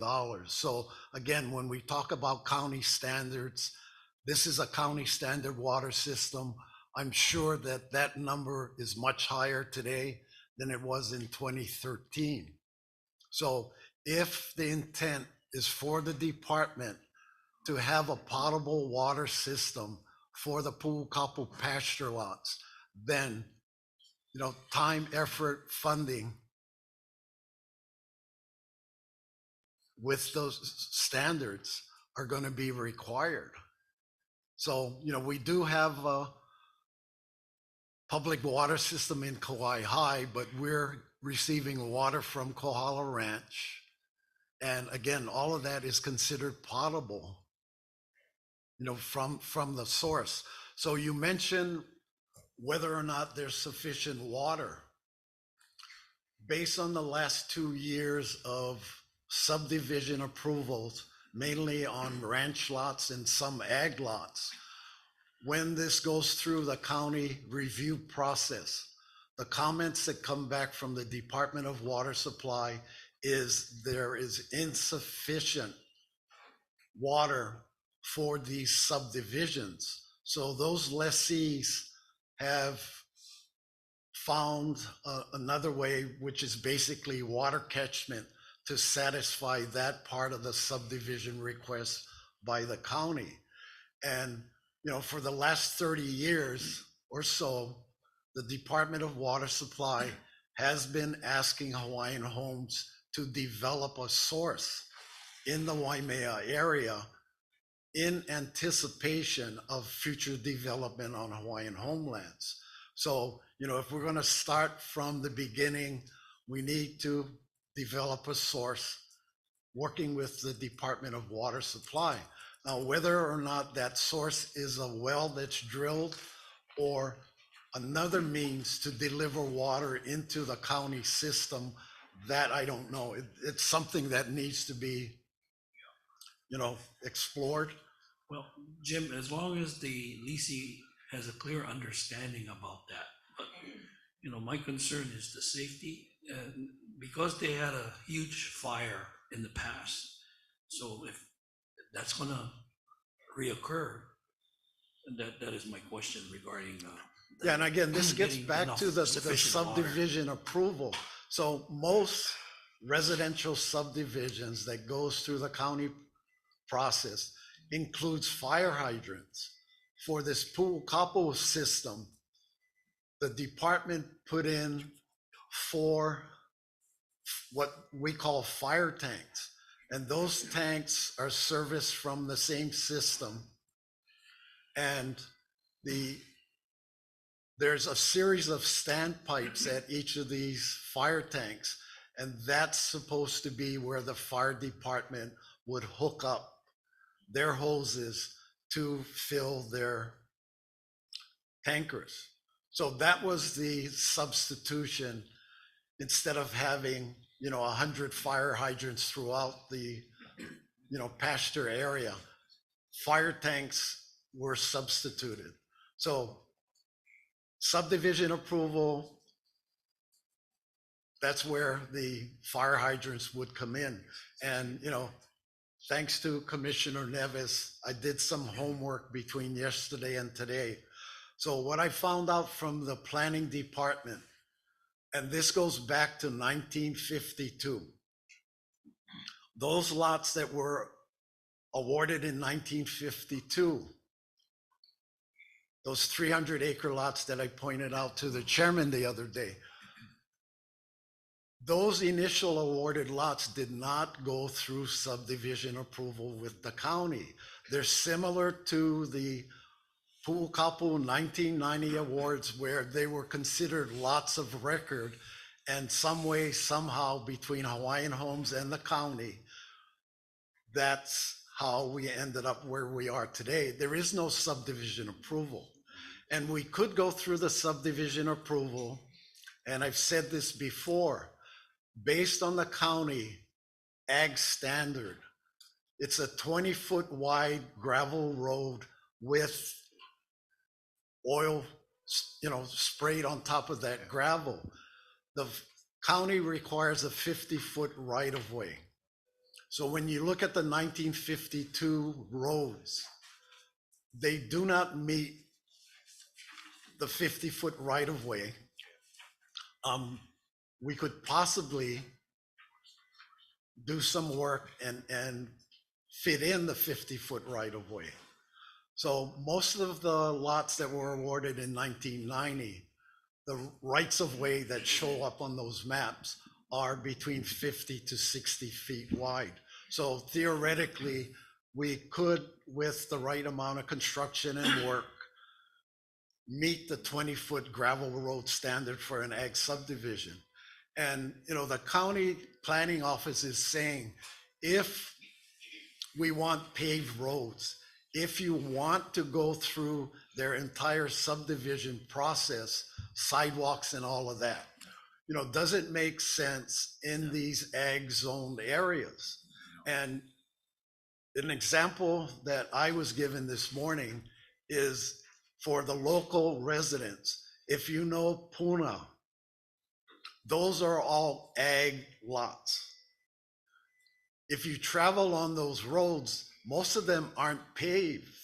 They're built to ag standards. So you have this gravel, maybe cinder roads on the majority of those ag lots in Puna. But people that purchase those lots, and I'm going to guess they're between 1 to 3 acres in size, the owners are considering those residential lots, but it's ag zoned by the county. So, there's a lot of different twists and turns in this process. And one of the things that the planner that I spoke to mentioned is that getting subdivision approval for Puukapu is not going to solve all of our problems. And so, if there's a thought that, okay, let's get subdivision approval and everything is going to be up to speed, the answer is no. Even if we got ag subdivision from the county, they will not take responsibility for repairs and maintenance on those ag standard roads. Because again, And this is something that needs to be clarified with the county. You know, what standard before they will come in and do repairs and maintenance, you know, and that's a totally different Let's, subject. I think we labored this particular item. We're gonna defer it, revisit it. So we got a lot of other items on the agenda. And I'm gonna actually, based on my discretion, according to the AG, not accept any testimony. This is gonna be deferred. So thank you. What's the next item? Okay. Okay, the next item, D14, leave of absence. Juan Garcia. Hello, commissioners. Again, D14 is for information only presentation. This item was requested by this commission. So here we go. Pursuant to Administrative Rules, Section 10-16, subsection B4, the commission delegated to the chairman duties, powers, and authority as may be lawful and proper for the performance of functions vested in the commission. And this includes the chairman approving the leave of absence. However, the administrative rules do not contain any other provisions regarding leave of absence. However, past practices allowed for leave of absence to be granted in regard to a lessee's employment, deployment of military service, health or safety, medical, and education. Leave of absence requests were granted for a period of 1 year and may be extended for an additional year. Leave of absence pertain only to the lessee and not a family member. So for example, if the lessee's spouse is being temporarily assigned to another location by an employer, a request for leave of absence by the lessee may not be granted. For leave of absence to be approved, the department requests of the lessee to provide the reason for that leave of absence, the name, contact information of the lessee's caretaker, as well as temporary mailing address, contact information for the lessee. Generally, the department expects the caretaker to be responsible for the maintenance, security, and management of the lot. The caretaker duties may include basic repair work, keeping the homestead lot and improvement well-maintained, secured, and functioning as intended. Now, the Hawaiian Homes Commission Act or the admin rule do not contain, as I stated, a definition of a caretaker. But according to the Merriam-Webster's dictionary, and I got this online, a caretaker is one that takes care of the house or land of an owner who may be absent. During the lessee's absence from the homestead lot, the lessee remains to be responsible for the terms and conditions of the lease, which will include the financial obligations that may be attached, including a loan, real property taxes, lease rent, homeowners insurance, association fees, etc. Again, this is a very brief presentation because the admin rules doesn't have much. So I'll entertain any questions that you may have. Chair. Commissioner Neves? Yes, so I see the disconnect with this that I'm concerned about is when it passes from, first of all, when you put in for a leave of absence and you indicate who your caretaker is, that should be done before you go on your leave of absence. Is that correct? Well, that is provided and that is presented to the chairman so that it's part of the approval. So the disconnect I see is on page 2 where it says that the lessee remains responsible for terms and conditions of the lease. Problem is, if you have a caretaker just going to caretake property and they're not responsible for the terms and conditions of the lease, that's a big disconnect. If somebody's off, 6 months or 8 months or a year somewhere else, and you have a lease violation, who's responsible for that? Who's the contact for that? Again, the lessee remains. If there are obvious lease violations, we will proceed with appropriate actions, which may include a contested case hearing against the lessee who's responsible for that lease. The problem is that takes time. So if you have an issue, we're having an issue where a person put a bunch of people, first of all, my concern is number one, if it's a home and it's a legal structure, yes, I believe they could live there. But if it's a lot, they come in with a tent or a trailer or some unauthorized unit, that's not allowed. So if we allow, we say that they're allowed to preside on their lot, I think we need to clarify that, whether that lot has a legal structure, because otherwise it turns into tent city. And that's not good for the community.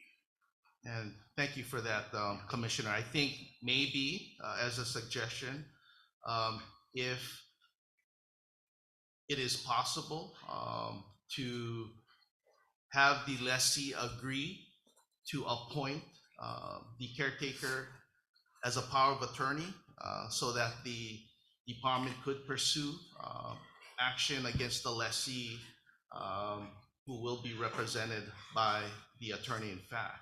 Yeah, I think that helps. That helps. But it's something that we need to look at more deeply. Right, it's something we need to discuss, but that helps getting things resolved quickly. So if there is a power of attorney, they're the representative for the lessee in case there's an issue. Now we have somebody that we could deal with right away instead of trying to find the lessee, which may be on some kind of a Puukapu somewhere else. And then my concern is, like I said, whether there's a legal structure there, does it turn into a tent city? And also the terms and conditions, you take care of your property, who's allowed on the property. So if you name a caretaker and he brings in all of his buddies to come hang out, that turns into a big problem. So I think we need to clean up the caretaker end of the business so that we're clear what the caretaker's responsibility is, but also the responsibility of him being responsible for lease violations along with the approval from their lessee. I think that's important moving forward. Thank you. Thank you, Chair. So, Chair. Yep. Yeah, Juan, so does the caretaker have to be a beneficiary? No.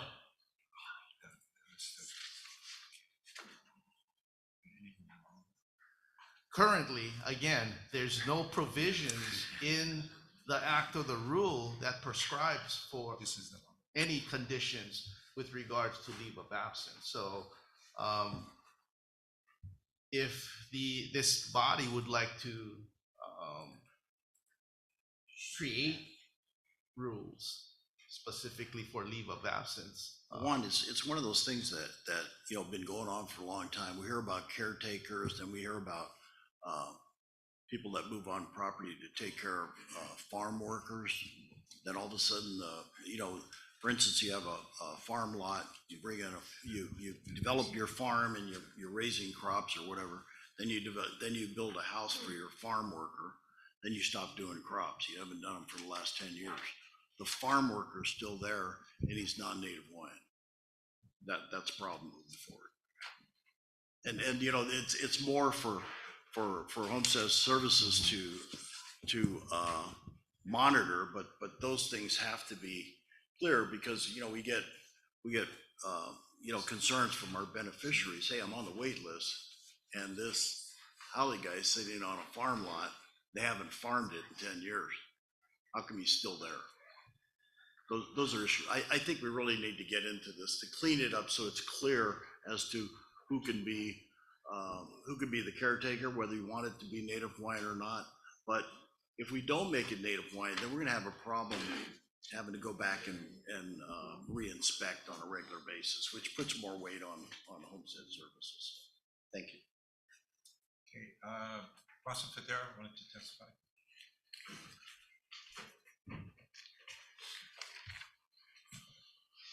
Good morning again, Mr. Chair. Thank you very much for the opportunity to testify on this item.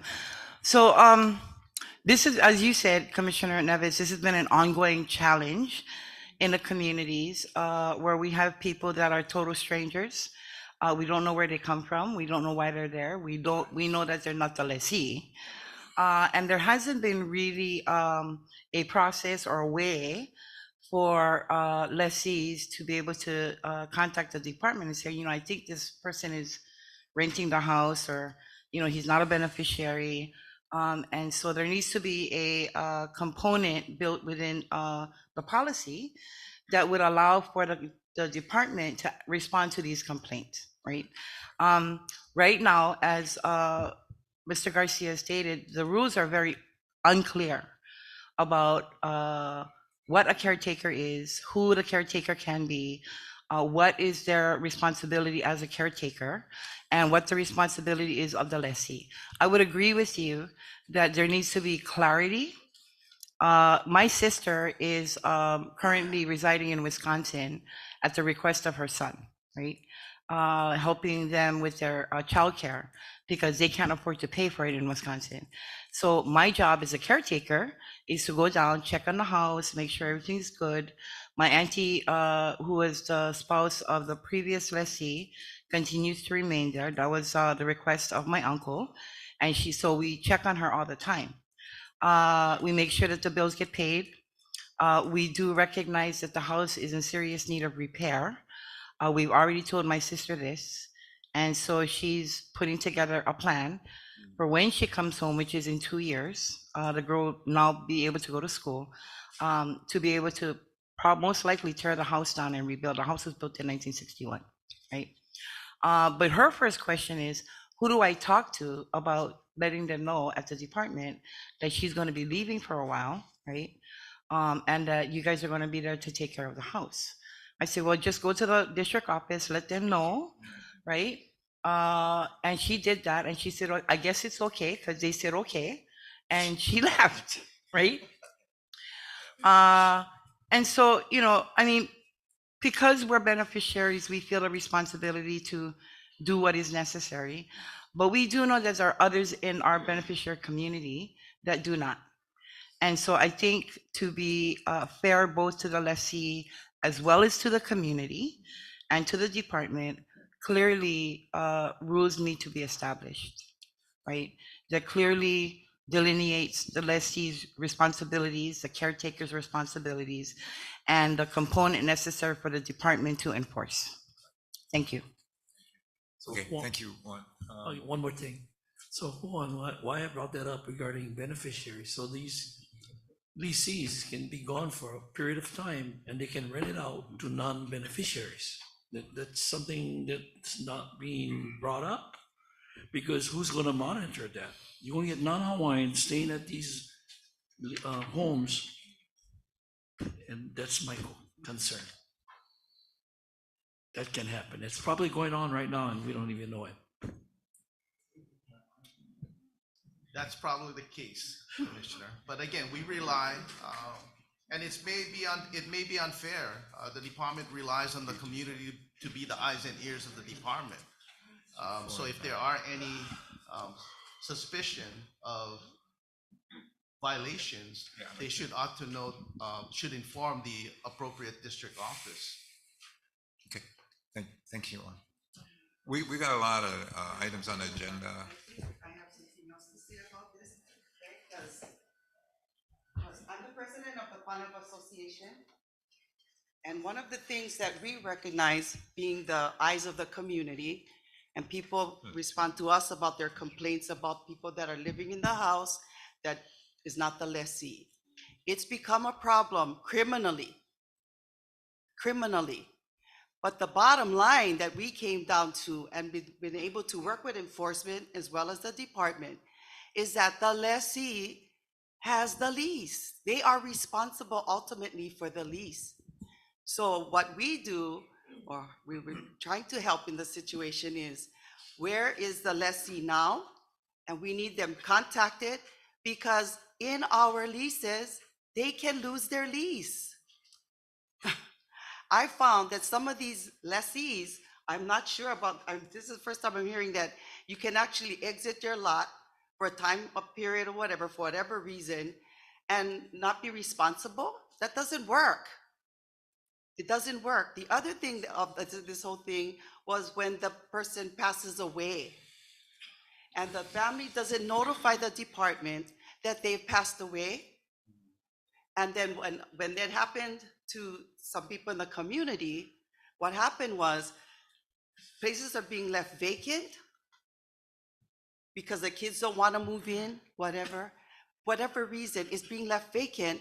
And now we're having houseless people come over there and occupy the houses. And now it's become an enforcement problem.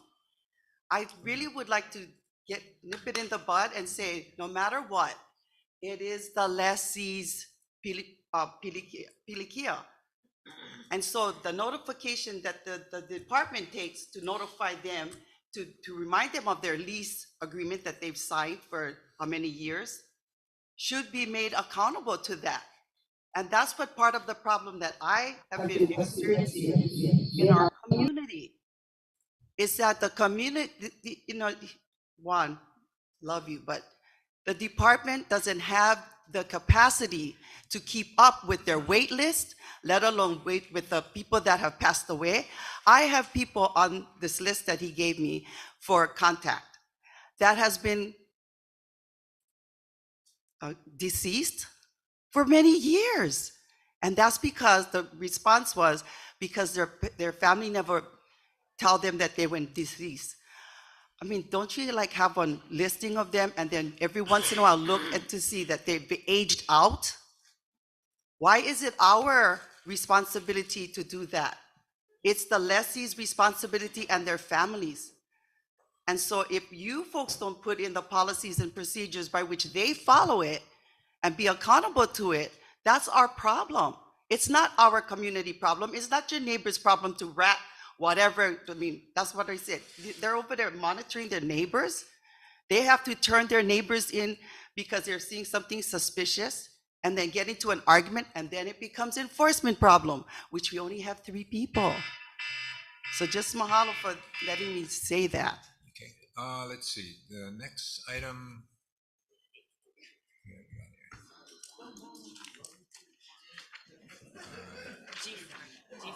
G4.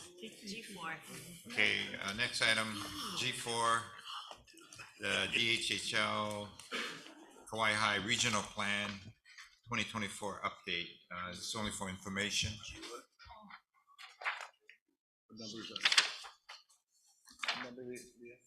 G4. Okay, thank you. Mahalo, Commissioners. Item G4 for information only. Staff wanted to brief the Commission on the draft Kauai High Regional Plan update that we're currently working on. We wanted to do it in West Hawaii so that members from the Kalaupapa community and the Kauai High beneficiaries can have an opportunity to comment and also listen to the presentation. So with me today, I have Louis Maka'ila, who has been the lead on this regional plan update, and she will walk us through the presentation. Aloha nui kākou. Wanted to, as Andrew mentioned, we're coming before you folks with an update to the Kauai High regional plan. And we did present a draft of this plan before the Commission. We went back out to the community for more consultation and received substantial comments. For that reason, we are bringing it to the Commission again so that we can update you folks on the comments that we received before we ask you to take action in the coming months. Next slide. So I wanted to draw you folks' attention to the bottom of this planning process timeline. February 20th, the meeting of the Commission is when we presented on the draft Kauai High Regional Plan update. We covered the priority projects and the process. Following that Commission meeting on February 28th, we completed beneficiary consultation number 3 with the Kauai High beneficiaries. At this meeting, we received substantive comments on what was presented specific to the Water Vaiola priority project. And because of those comments, we had pretty substantive revisions to that priority project. And that's again why we're with you folks today. Next slide. Why are we bringing this before the commission again? The Water Viola Priority Project, it was meant to address three main concerns that came up from our beneficiaries regarding water in the Kawaihae region. The first is to address the need to provide affordable potable water. The next is to address the need to provide options for non-potable water for ag or for irrigation, and also to find a new water source for that water system. A quick note on the priority project selection. Priority project selection was done through a voting process. It's the most participants that we have had with priority project selection. We had 105 folks who participated in the priority project selection. They each had 5 votes. They could use it all on one project, or they could split it up on 5 different ones. The water project had 240 votes total. The other 4 projects, all of their votes combined was 241. 50% of all of the votes cast in this priority project selection went to the water project. And I think that that speaks clearly to how important this project is to our Kawaihae beneficiaries. The submittal itself does not include the full draft or the rest of the priority projects because the focus is on this water project. Next slide. At beneficiary consultation number 3, staff presented the implementation action steps needed to address that particular, the first component, affordability of potable water. Now, implementation action steps is the process or the pathway that articulates all of the steps needed to bring the priority project to fruition. Our initial implementation action steps identified the need to reassess the water rate schedule. That water rate schedule is where we get the billing rates for managing the water system and how all of our users on the Kawaihae Unit 1 water system are billed. The implementation action steps also try to include a realistic time frame for how long it will take to implement each of those kind of components. Upon further inquiry, our water rate schedule for Kawaihae is in the Hawaii Administrative Rules. Amendments to the Hawaii Administrative Rules have an average process update timeline of 2 years. Once we discovered that information and shared it with our Kawaihae beneficiaries, they were very alarmed and very disheartened at the length of time that it would take for us to address the affordability of what is captured in the water rate schedule. So I think that that was the biggest concern, is how then do we address the fact that the water rate schedule is within the HAR. We have to kind of manage an amendment to that. And in the meantime, what will happen? Because 2 years is the average time, but it's not to say that 2 years is the time frame period. There could be other delays that we may not anticipate. Next slide. When we presented this to our beneficiaries, obviously they were disappointed with what we had considered to be short-term solutions, as this is not what they consider to be short-term solutions, and they effectively stated that they are in need of more immediate relief for the challenges that our current water rate schedule is how it's affecting the users within Kawaihae. The changes to the draft are captured in the implementation action steps. And it's the implementation action steps that we have added an additional component. That component, which was requested directly from the beneficiaries, is that we provide a temporary subsidy in that time frame that it would take to amend the water rate schedule. And I know that subsidies are a very complex and very dynamic issue, and I hope to explain a little bit more about the water rate schedule and a little bit of context so that we understand how we're in the situation that we are today and what the potential options are for solutions that might be accepted by our beneficiaries and acceptable to the commission. Next slide. Where did the water rates come from? The water rate schedule was approved by this commission in 2018. There was a cost of water study, there was water rate analysis. At the time, the department's position was that the end goal for the water rates was to break even on the water systems. The intention was not for it being a revenue source, but simply to break even on the cost of operation and maintenance and the delivery of water to our beneficiaries to cover the usage of the water and what it takes to run the system. You should also note that it's not only the Kauai High system that is captured. The water rates are found in the Administrative Rules, Chapter 10-4.1, and it includes water rate schedules for Kalaupapa, which is Kauai High Unit 1 water system, Anahola, and also Ho'olehua. I wanted to mention, I guess, we can cover that a little bit later, but the water rate schedule is for those three, though each water rate schedule is separate. It's not using all the same schedule. There's a water rate schedule for each of the three systems that's different. Next slide. So let's dive into the water rate schedules themselves. Billings to, or this is the Kauai High Unit 1 water rate system, or water rate schedule. So billings to our Kalaupapa homesteaders are two parts, which I think is pretty common for most municipal water systems, most water purveyors. The first is what's called a meter service fee. That's the flat rate. It's the meter fee, it's the flat rate for providing service. The second one is what's called a service delivery fee, which captures usage. That number fluctuates based on how much water that you use. The current meter fee for Kalaupapa is $120.90. That is the flat rate for the billing period. So even if you use zero amount of water, you are still required to pay that flat rate. We had beneficiaries at BC number 3 express that they have a water meter, but they have not finished construction on their property. And so they are paying for their water meter, but they are actually not able to use any of the water because they haven't completed building their home. I just had a question. Do they have an option at that point to shut off the meter?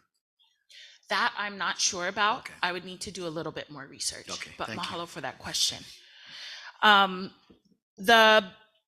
also want to note that the billing schedule here, this is a stepped, like an incremental rate schedule.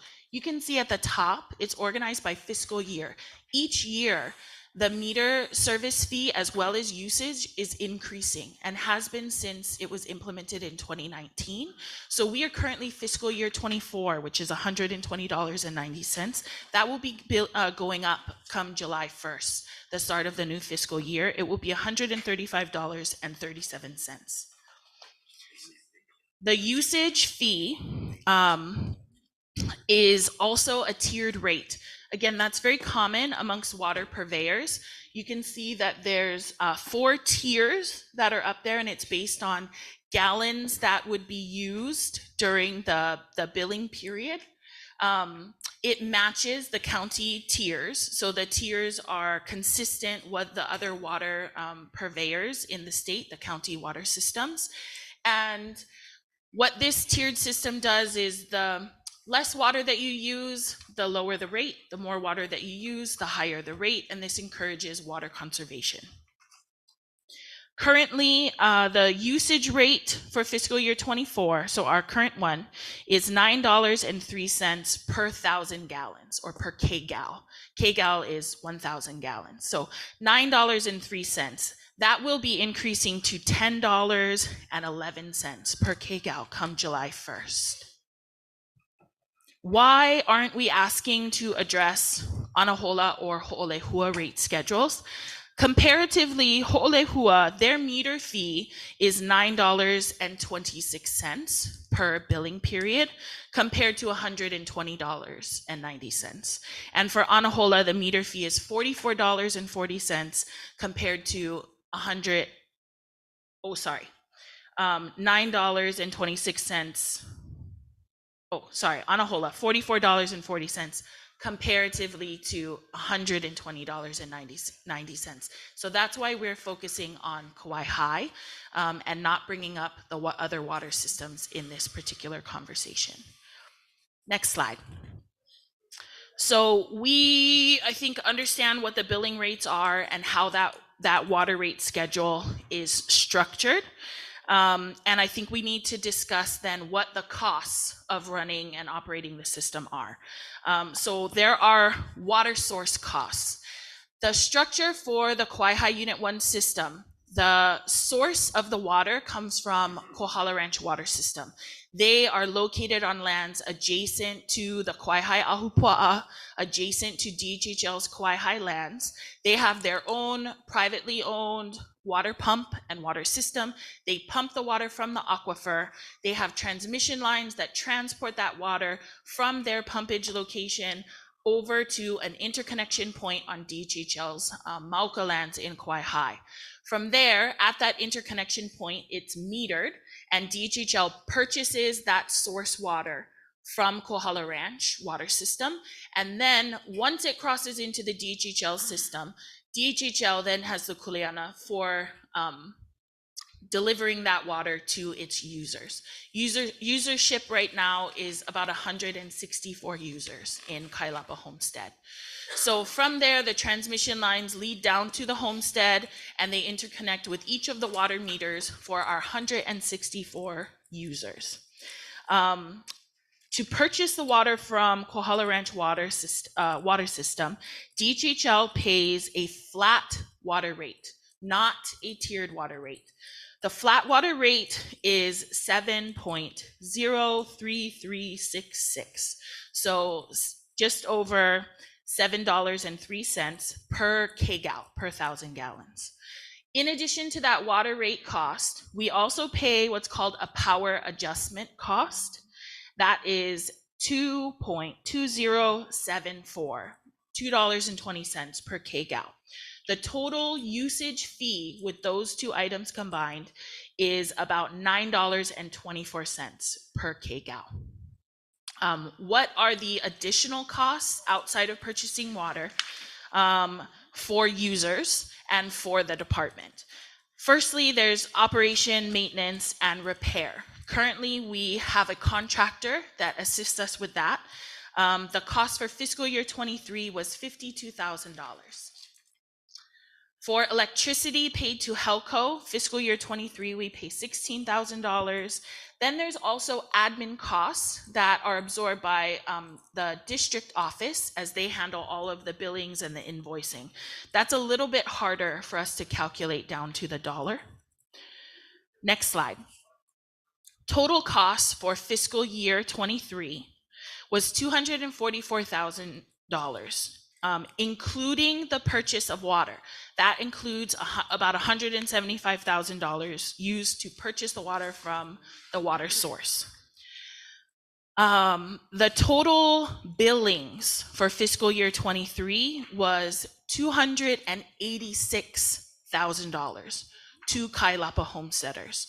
That's an excess of about $42,000.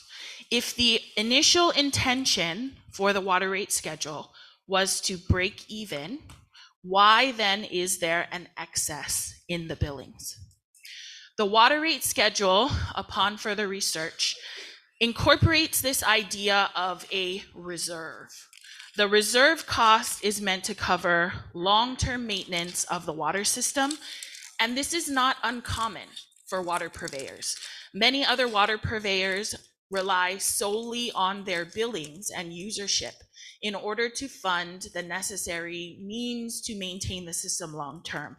However, DHHL is not a typical water purveyor. And billings is not the only source of revenue for long-term maintenance, operation, and repair of the water system. Case in point, on Molokai, we received federal funding from the USDA for necessary improvements to that water system. DHHL has access to other funding sources in order to cover these long-term needs of the water system that do not necessarily need to be incorporated into the billing, though they are factored into the existing water rate schedule. Obviously, we need to look more at this water rate schedule in more detail to better understand and potentially reassess some of the elements of it. Next slide. In our admin rules, chapter 10-4.1-31A, regarding water service rates, it reads the department shall conduct a cost of service study annually and a water service rates analysis at least every 3 years. In my inquiry, I have not been able to find that we have executed that. And I think those are two really important components for us to look into. When I mentioned previously that amendments to the HAR can take 2 years, if we still need to do these studies in order to fully grasp the complexity of the water rate schedule, that's additional time that's needed. And so I think our beneficiaries' concern over the length of time it would take to provide them relief is real and something that we need to look at. So we obviously need to address these kind of critical elements as we're looking into adjusting the water rate schedule. Next slide.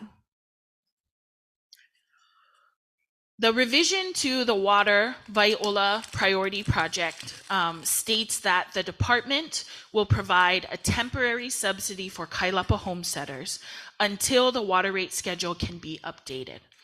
It's proposing that a temporary subsidy cover the meter fee, which is the flat rate portion of the billing. Cover the meter fee as the usage fee is less predictable. It's harder for us to understand what that cost would be should we try to tackle the usage fee. This subsidy, this is an idea that came initially from our beneficiaries. They asked us to look at that meter fee and see how we can address that meter fee as a means to provide more immediate relief.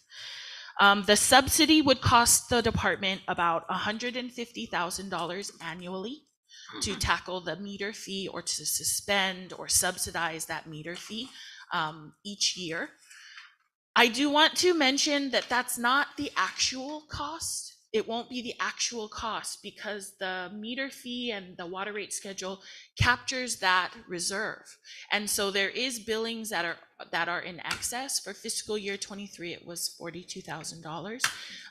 It's not as clear to me how to calculate what the exact dollar will be, but I think that it's fair to assume that the $150,000 approximate subsidy or suspension, that would not be in real dollars per se, as there's this kind of floating reserve number.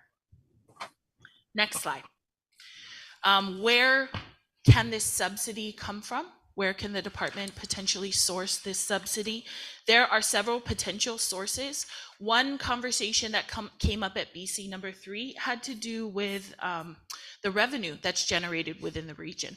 Part of the regional plan does look at all of the existing land dispositions, and we put together a table of what the income is, what revenue is generated from the various land dispositions. Kauai High has commercial, industrial, as well as pastoral ROE folks that all generate revenue. And according to the annual report for 2022, it was just over $600,000 in that year. And so that would be about 25% of the revenue generated within the region that would be needed to provide that temporary subsidy. I also wanted to mention that there are no community benefits agreements. Sometimes when there's a long-term land disposition, we work out a community benefits agreement with the association or with one of the organizations, beneficiary organizations. So we don't actually have any of the community benefits agreements currently in Kauai High, and so that may be something to look at. That in lieu of community benefits agreements, we can look at the revenue that's generated. Outside of this kind of potential source, there's also trust funds, or like a budget line item, the annual operating budget, and I'm sure there are other potential funding sources if we were to kind of put some resources into looking that up. Next slide. Beyond the subsidy, what do the revisions to the implementation action steps propose?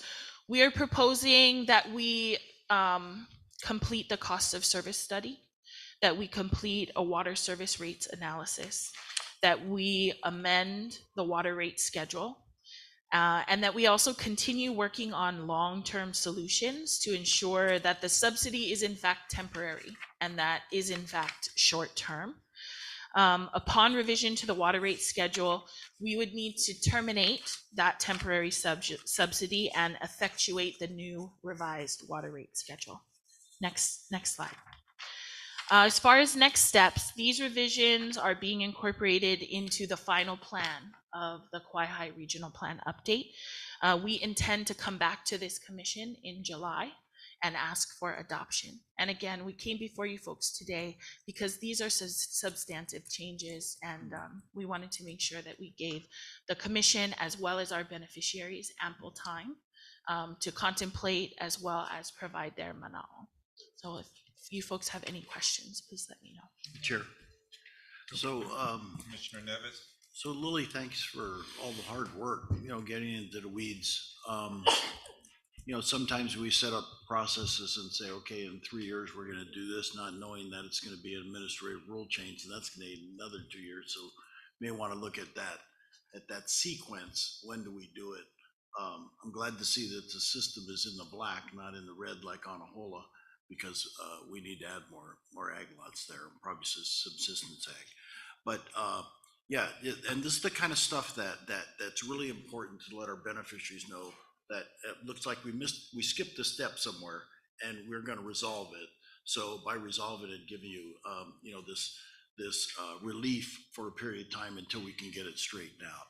But initially in 2018, when we made the change and then voted on the water system, I was opposed to it because when we had our meeting, 2 people showed up, myself and my wife, and nobody really understood what was going on. But after you figured out, you look at, there's only 46 farm lots in our area, and then there's about 30 some residential lots, and we have our own system.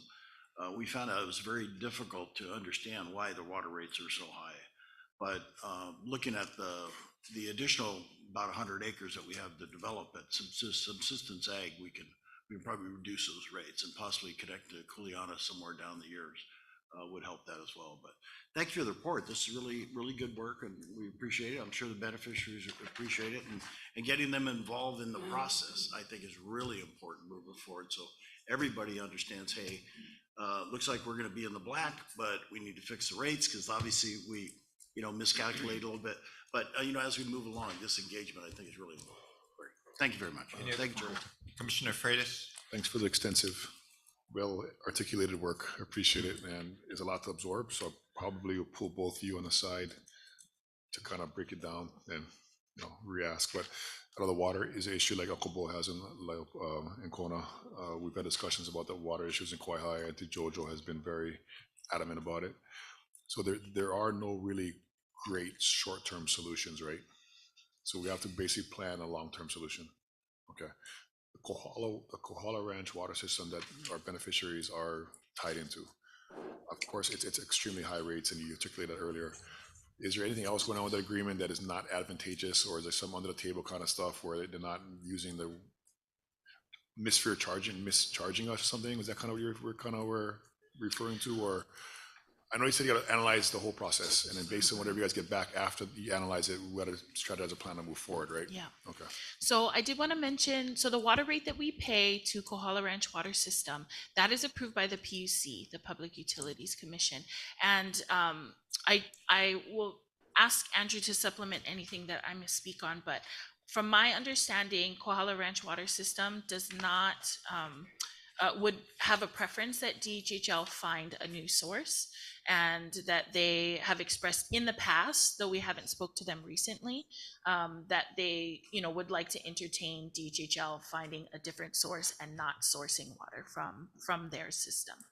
The PUC does have to accept that water rate. It is one of the highest, if not the highest, water rate amount that has been approved by the PUC for a water system, and then understanding that our rates that we're then passing along to our beneficiaries is higher than that amount. Andrew. Commissioner, to your question, what are the advantages or disadvantages of remaining on the Kohala Ranch system? In the water agreement that we have with Kohala Ranch, there is a provision that says within, I forgot the exact amount of time, but there is a provision, 2 years, the ranch can give the department 2 years that it would no longer service the department. So it does, that provision in the water agreement with the ranch does give us some pause for concern because the ranch is in control of the water. So in the long term, finding another source for our Kauai or Kalaupapa community is very critical to the long-term health of that community. What we're proposing in the regional plan is a short, medium, and long-term solution. The short-term solution is what Lily just articulated, provide a temporary subsidy to the residents to provide immediate relief for the financial burden that the water costs. The middle term solution would be to go through the administrative rule process to re-examine, re-evaluate the water rate schedule, and would also be during this time we would do the cost of service analysis to provide more information and inform that water rate schedule. And then the long-term solution would be to find another source of water for the community. And actually, let me just, it could be another source or it could be sources, but whatever we identify, it will take some time and it will take a lot of capital improvement dollars in order to enact a long-term solution. So like we have discussed off the record in the past, the long-term solution is not cheap. And we have to basically continue communication with the beneficiaries and explain to them, hey, just hang on, we're doing the best we can. Because the short-term solution is not sustainable either for us to subsidize that for on and on and on. Correct. So it looks like we're gonna have to either find or develop our own source. Correct. It's just going through that process and doing our due diligence and finding out what's the best option. Okay, thanks guys. We got a lot more things on the agenda, but I do want to have give Jojo Tanimura an opportunity, her being from Kauai, to and then Chair, I give just some wanted testimony. to point out that board members from the Kalaupapa Association are also in the audience, and if they choose to speak on this matter, that would be a good time as well. Thank you, Chair.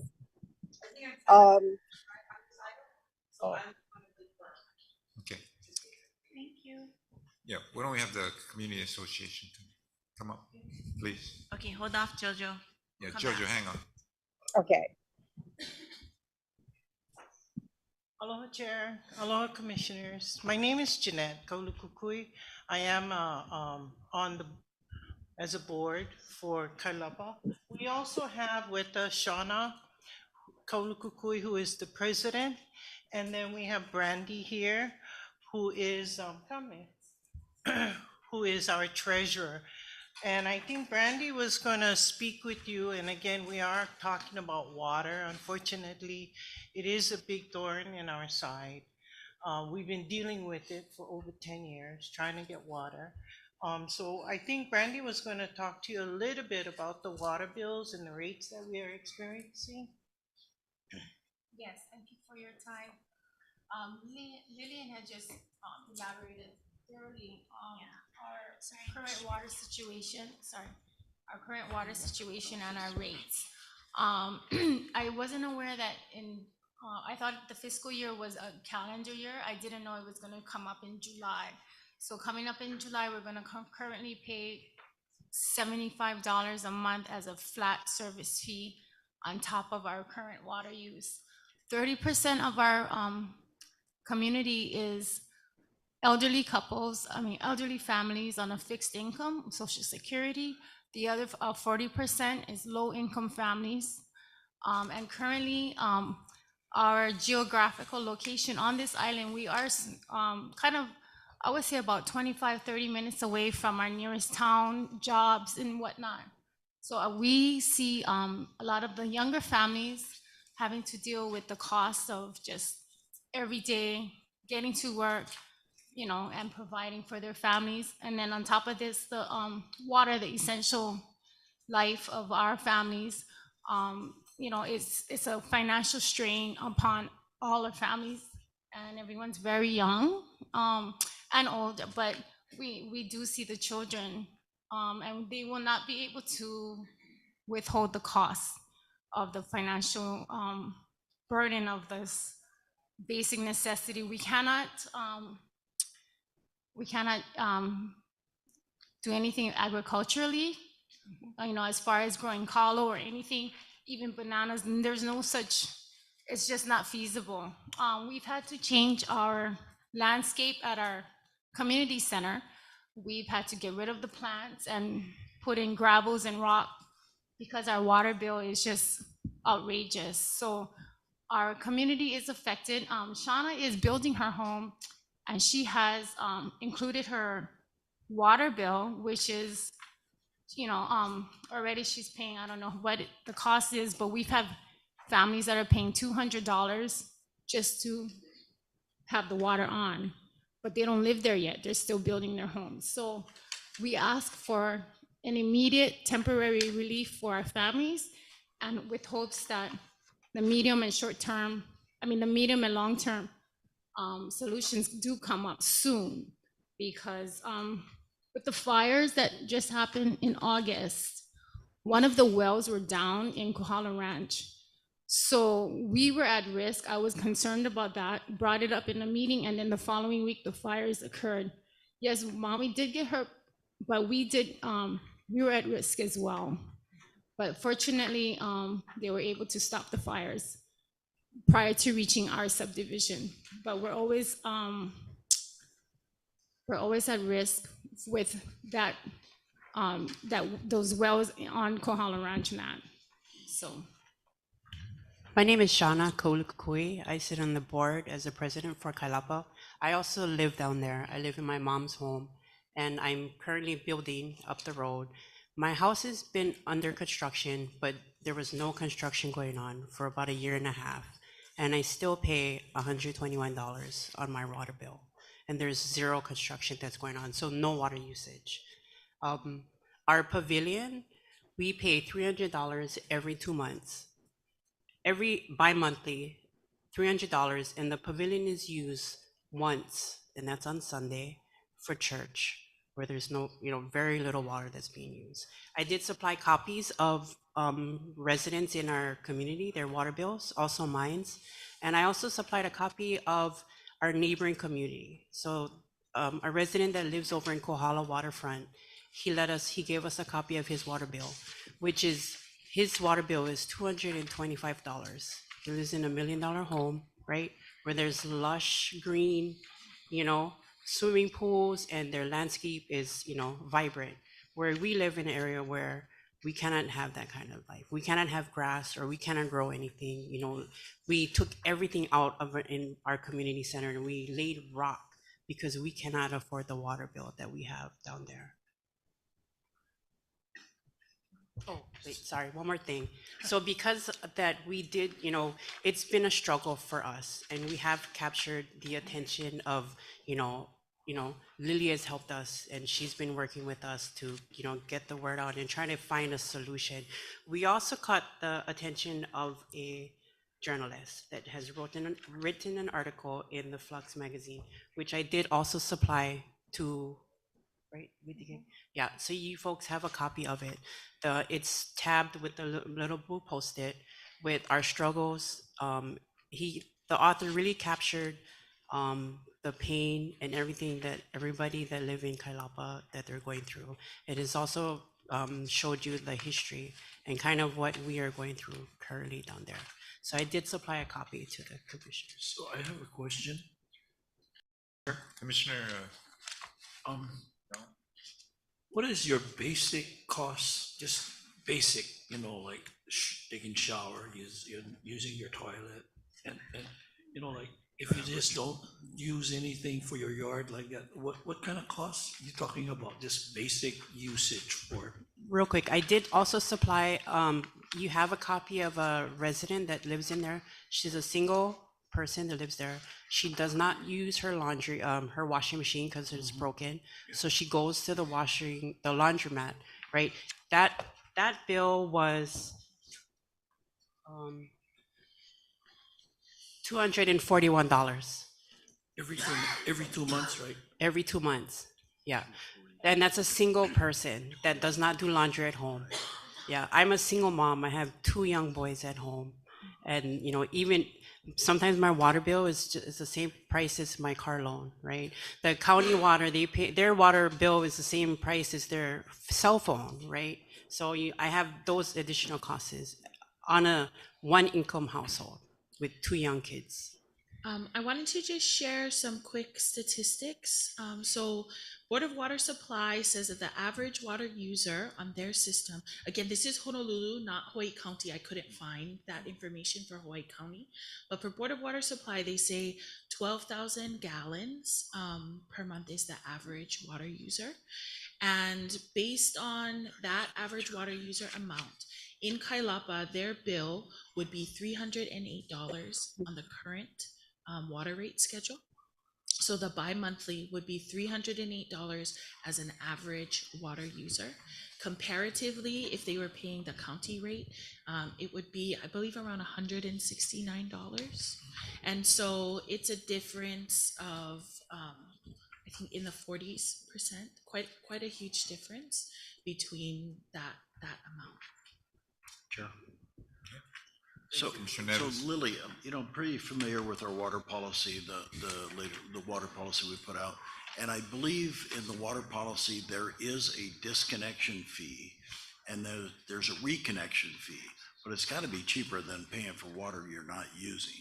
So if you could look into that and provide that to the beneficiary, I believe that is in our water policy. Yes, Commissioner, I can look into that. Thank you. So what we did was the paperwork that we gave you, there's some options that we did extensive studies on years ago. And there are options because there are 2 wells over on Kalaupapa area right now. One of them was a non-potable water. With the technology now, there's desalination, there's reverse osmosis. So I think we could probably explore that again. The other option that we have is to bring water along Akonipuli Highway across the bridge from Department of Water, but that was a higher cost. The third option was to, the third option that I have was to get Kalamata well, which is coming down the Kaihai Road. The fourth option was that I wrote a grant last year for Kailapa, and I wrote it to GIA. GIA last 2023 approved $10 million to bring water from Kehena Gulch down to whatever, as far as that $10 million will go. Right now, I just don't know when or where, when it's going to start, where it's going to end for us to be able to get it from that point. The other things that I wanted to go ahead and talk about and actually go back to that, if anybody knows, you heard anything about that $10 million that legislation approved to bring water from Kehena Ditch, I would love to know where it's going to end and when is it going to start. The other things I wanted to talk about, you know, if anybody is aware or if you're aware of Hualalai, Kaupulehu, those $1 million homes down there, they have 11 existing wells that service that area. They are in the process of drilling number 12 well. They support all their golf courses, the pools, the houses, everything. Monica Beach Hotel has 3.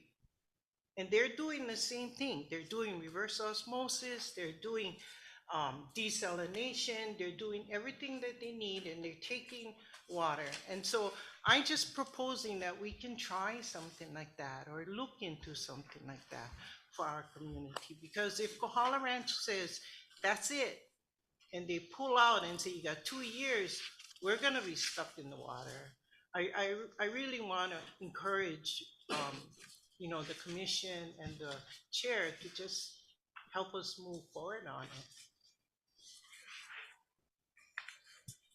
Yeah, that's fine. We do have Jojo Tanimoto also, but did you guys have any other or any questions from the commissioner? No. Thank you very much. Jojo Tanimoto? Thank you very much, Chair. I wanted to share with planning that I really appreciate all the work that they have been putting into Kauai High. They really have, and they've been very patient with all of the information that I have commented on to bring the information of Kauai High up to current standards in Kauai High, because it was so far off, even I was surprised. So they have been very patient in going through all that information and updating the regional plan. So thank you very much, guys, doing a good job. Also, I also asked planning to look into that 10 million gallon Lalamilo water storage that is in Waimea. Well, it's going to be in Puukapu. But that water resource is an opportunity for Kauai High to get water for maybe a new subdivision and also over to Kalaupapa. That opportunity is because the water is going to go to the harbor. And the harbor is across the street from Hawaiian homelands. And currently, the water from Lalamilo comes down to those houses that you went to visit, and the water line goes all the way up to the commercial area next to Kalaupapa. So I'm trying to bring forward the opportunities that Kalaupapa can jump on too. So I have asked planning to include that with their recommendations in this regional plan. It's not, we're trying to be as cheap as we can, yeah? We also need this resource. And so I want to thank you, Andrews, Lillian, all of you guys for doing such a good job in upgrading our regional plan to current standards and current data. Thank you. Thank you very much. We're going to move on. Any questions? No, thank you, Jojo. We've got very limited time, so we're going to move on to G9 for information only. Kings Landing, Kuleana Homestead Settlement Plan. Oh. Okay, I'm sorry. Agenda item F8 for your information, implementation of Act 236, Session Laws 2021. Kahana Albino. Thank you, Commissioners. Good afternoon. Kahana Albino, Land Management Division. This submittal is for information only. I know we had a lengthy discussion in executive session yesterday on this matter. So with regards to the implementation of Act 236. However, the information provided through in this submittal is basically what we provided back in September of 2022. I think Commissioner Awoa had brought up that matter in the discussion yesterday. And it was a request from General Lease 202 Prince Kuhio Mall. We have Daniel K, I think, is online if the commission has any questions regarding their requests for the extension. You want, Daniel? Yes, I'm online. Okay. Go ahead. if the commissioners has any questions, or Daniel, if you want to share anything. Let Daniel Yeah. talk. The only thing I really had to add is we had presented that last year. Just a reminder that because of the short term that's left, it is very difficult for us to continue leasing and to be doing capital improvements based on the short term, because obviously we want to be able to amortize the cost of construction stuff. If you look at the packet, we've already done about 19 million in the last 4 or 5 years, and our plans to do about another 14.5 million more in improvements to the property and stuff. But a lot of that is hindered now just because to working on the financing of it. So that's actually why we're asking for this lease, so we can extend out some of our projects to amortize those projects, as well as generate long-term leases to generate more revenue for the property. Other than that, I'm just here to answer any questions if any of the commissioners, and I apologize. I was there yesterday, but I had conflicting schedules today, so I was only able to be on Zoom today. I got a question, Daniel, on understand your need to get an extension so you can amortize your investment. What, if any, thoughts have you guys given towards the benefits package to the Native Hawaiian? Actually, my team's working on a couple benefits packages. We were going to present you guys some options, and I apologize because we didn't know it was going to be on this month's agenda. But we have worked a couple. We've already kind of doing some as well. We've always been more prone to Native Hawaiian owned businesses and stuff, as far as working with the Native Hawaiian business in the community, especially for all of our craft shows and stuff. We always give them preference, as well as we're currently in discussions with the Native Hawaiian Chamber of Commerce, working with them to do some kind of a pop-up makeke thing within the mall.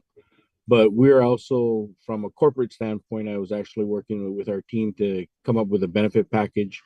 One of the things I had suggested would be to help the Kamaleao project for the Paneava Association and to clear the area. They're planning to, I know they have long-term plans to build a cultural center and stuff, and we're hoping to be able to help in that endeavor as far as to help them clear that area and stuff for them. But I'm still working with my corporate on creating that package and what it would look like. What about the makeup of your existing tenants? Do you know what percentage, if any, are Native Hawaiian business? I only know of a couple of them, so I would say there's probably currently less than 5%, because I think only 3 I know for sure are beneficiaries. The others I do not know for sure. I know they're part Hawaiian, but I couldn't tell you they're beneficiaries. Just to add, Chairman, in Daniel's presentation that he had presented back at the commission meeting in 2022, there is a PowerPoint under Exhibit B, I think I have in there, and they identify some direct benefit to DHL beneficiaries. One of them being annual payments of $100,000. Another one, designated space and usage in the mall for beneficiaries. Another one is Maka'ala egress improvements. So that's just some of the items that they've expressed. Well, we're gonna need a lot more details and concrete efforts on your part. I know you want an extension, and I think we have a commission that's very sensitive to the Native Hawaiian beneficiary package, and you guys got to strengthen that, because what I'm seeing now is not very impressive. So if you guys want an extension, I say you guys should really, really put a lot of work into that. Any comments? Sure, I have a comment. Daniel, so I do recall the original meeting we had and your request to get an extension in order to get capital to make improvements. Currently, what we are faced with is a letter from the Department of Interior taking a strong position against extensions beyond the 65-year practice that's in place now. On the other side, we have an AG opinion that feels that we can extend beyond the 65-year lease period. So my current understanding is that still needs resolution.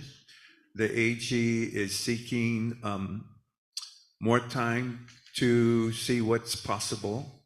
And so that's what this commission is faced with. We're in a holding pattern until such time negotiations continue and a final decision is rendered. So that is my current understanding. Thank you. Any other comments? Okay. Let's see, we got Thank you. Almeida. You wanted to testify on this? Or Uncle Pat is also on there. Yeah, we'll bring on Uncle Pat.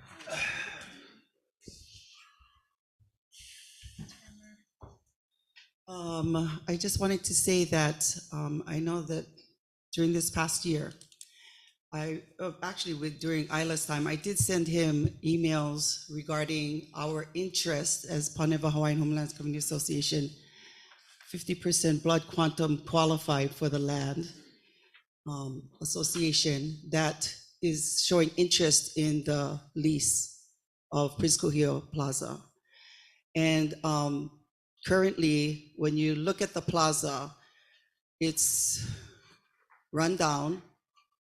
There are two beneficiaries that are leasing. That is one of the people that have stores in there, and they have continuously had a lot of pilikia with the management regarding, they just have pilikia with them. Yes, they do have pop-up makeke. Yes, they do, come in and they do the thing with Mary Monarch and stuff like that. But we went into this, we had a discussion with the mall regarding the parking lot that is located right next to our Kamoleao project. And we showed interest to them if they would at least allow us to use the parking lot, and was told we could, but we would have to pay $100 a space in order for us to not put the parking lot in our forest, which we're trying to preserve. Take the parking spaces that is in the regional plan and put it in, use the not used parking lot, 6-acre parking lot on our side. And basically that was what the response was. So I'm very, very curious to find out, you're making all these plans, but on corporate level, but we have not ever heard of these, and we're the immediate community that's being impacted by this lease. We have never, ever had anything come to this community since the inception. I think when was it built? 70s? There was never, ever any kind of dialogue about community benefit contributions until 1995, when we were the first community that received a $100,000 community benefit contribution from the Waikea Center, which is where Walmart is located. And so what I'm saying is that we are interested in repurposing the mall. We want to see our community look like how we want to see our community. And so we want to be afforded an opportunity to come up with a plan. The reason why is because we studied malls across the United States and across the world. Online services is the way to go now. So you see what you see with the Prince Kuhio Mall, it's exactly what's happening across the whole United States. So we want to repurpose it for community use of that property. And I think that, that's what I wanted to say today. Thank you so much. Want to be able to have an opportunity to do that. Thank you, Connie. Pat Kalaiola. Hello, Mike Kako. It is a very important issue based on, especially for this subject matter here. I want everyone to get a clear understanding that the generation of the Solicitor General's letter from the Department of Interior to the Department of Hawaiian Homes, whereby there's a disagreement, a dispute, and that a breach of trust may have occurred. And what you're saying now, Mr. Chair, that from the state attorney general's opinion that they can do it, that you can do it, and then there's a dispute with the Department of Interior. So we have these two disputes. The beneficiaries have this dispute between two trustees of our act. We have this dispute, and I believe one of the only ways to do it. You're an attorney, I'm not, but declaratory judgments should quickly be filed to see if in fact you can do, the state can do what it says it can do, and the Department of Interior prevails. But it is the beneficiaries who continues to struggle. And community packages back then, when that mall was completed, was not in the scheme. There was never a community benefits package anywhere until they did the Walmart. And the Walmart was built, it is also on our land, and that was built, and that go back to our discussion that was just in the past. Walmart was built without any permits, any building permits. The DHHL exempted them building their permits. All they needed was an engineer's stamp. So for anybody now wants to talk about Puukapu, Lalamilo, all those places, the County of Hawaii has an MOA. They have a memorandum of agreement signed by Mr. Soon, Chair Soon, and Mayor Kim in 2000. The MOA allows that because there is still an open question on jurisdiction.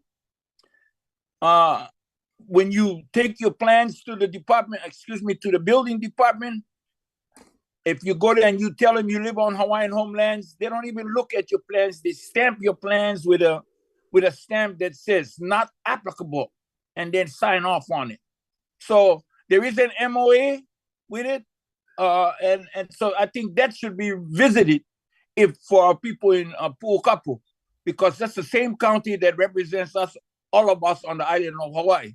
There's an MOA. It's good not only but it's an MOA for Hawaiian homelands. So we're the only county with an MOA. How about that? So it tells you we got to pay the water. We got the police gonna come. There's the police gonna come when you call. General laws they're gonna enforce. All of those things. It's through an MOA. So please, if you have that opportunity, Liliana, when you guys do that, Andrew, when you guys do your planning, please look at that. I would implore you, Mr. Chair, and or the commission, to do that research, because there is an MOA, and that should help Commissioner Makai Fredis when he's trying to answer to his constituency on the west side. I will leave you with this. I will summarize this, Mr. Chair. Okay. If you need help, there's an individual that works for the department right now. If you want to do on your vacant lands. Yeah, I and that's do Mr. need Calvert help. Yoshida. Yeah, I know you need help. Thank you. Yeah, Mahalo. go see Calvert. Okay. See Calvert Yoshida. He's your engineer, and he knows how to get through the process with the county. Thank you. Thank you very much. We have another testifier, Kainoa McDonald.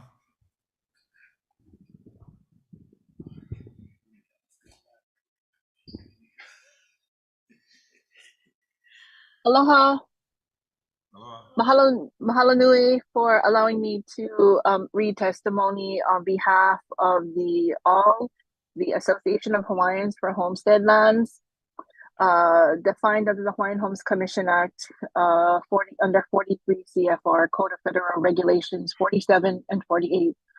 The purpose and vision of our Association of Hawaiians for Homestead Lands was founded in 2008 at a National Homestead Beneficiary Association, HBA, registered under 43 CFR, the U.S. Department of Interior, to represent the interests and provisions of services to Native Hawaiian citizens defined under the Hawaiian Constitution, Hawaiian Homes Commission Act of 1920. The mission is dedicated for us to be ending the Hawaiian homelands waitlist, which currently stands at 29,000 of our people who are on the state government waitlist. In regards to F8 being information only on the implementation of Act 236 and the request for extension of general lease of 202 Prince Kuhio Plaza. To recap, in 2021, the legislative enacted Governor Ige signed into law HB 499, then became Act 236, when a powerful non-beneficiary interests have hired DC lobby firms to influence federal officials in Washington to get DOI to change the course in protecting our Native Hawaiian interests regarding Act 236. The Shaw policy had put in a compilation of recorded votes from the Hawaii State Legislature on HB 499 was provided to Shaw's policy team to our beneficiaries on public land leasing. This law gives the authority to issue any lands held. Kalamai. Can you guys hear me? Yes, we can. Okay, Kalamai. Sorry, my sound is going out. You got about a minute. Okay, sorry. Okay.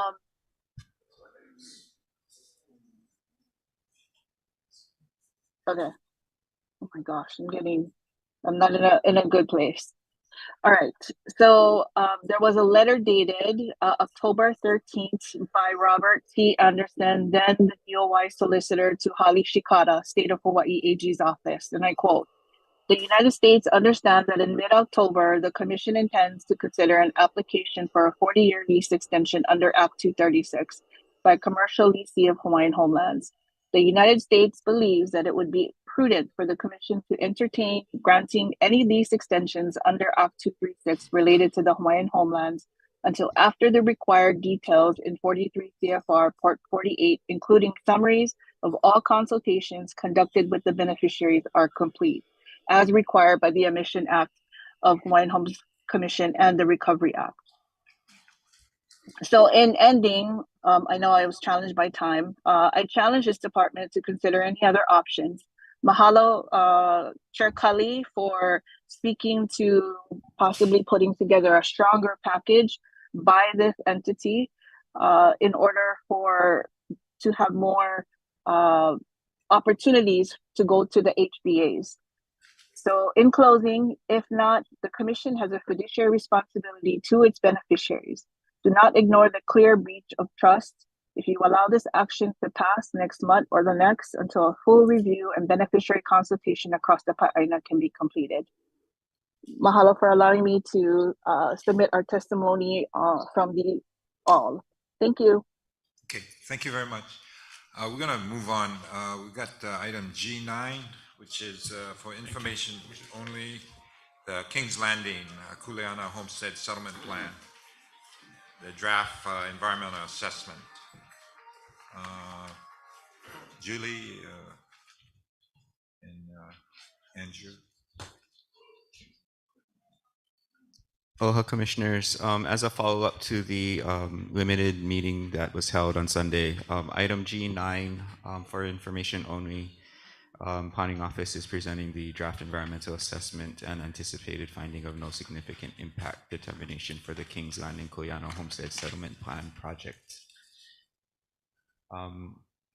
With me today, I have Julie Cachola, as well as members from our planning consultants, Group 70, here to present the submittal.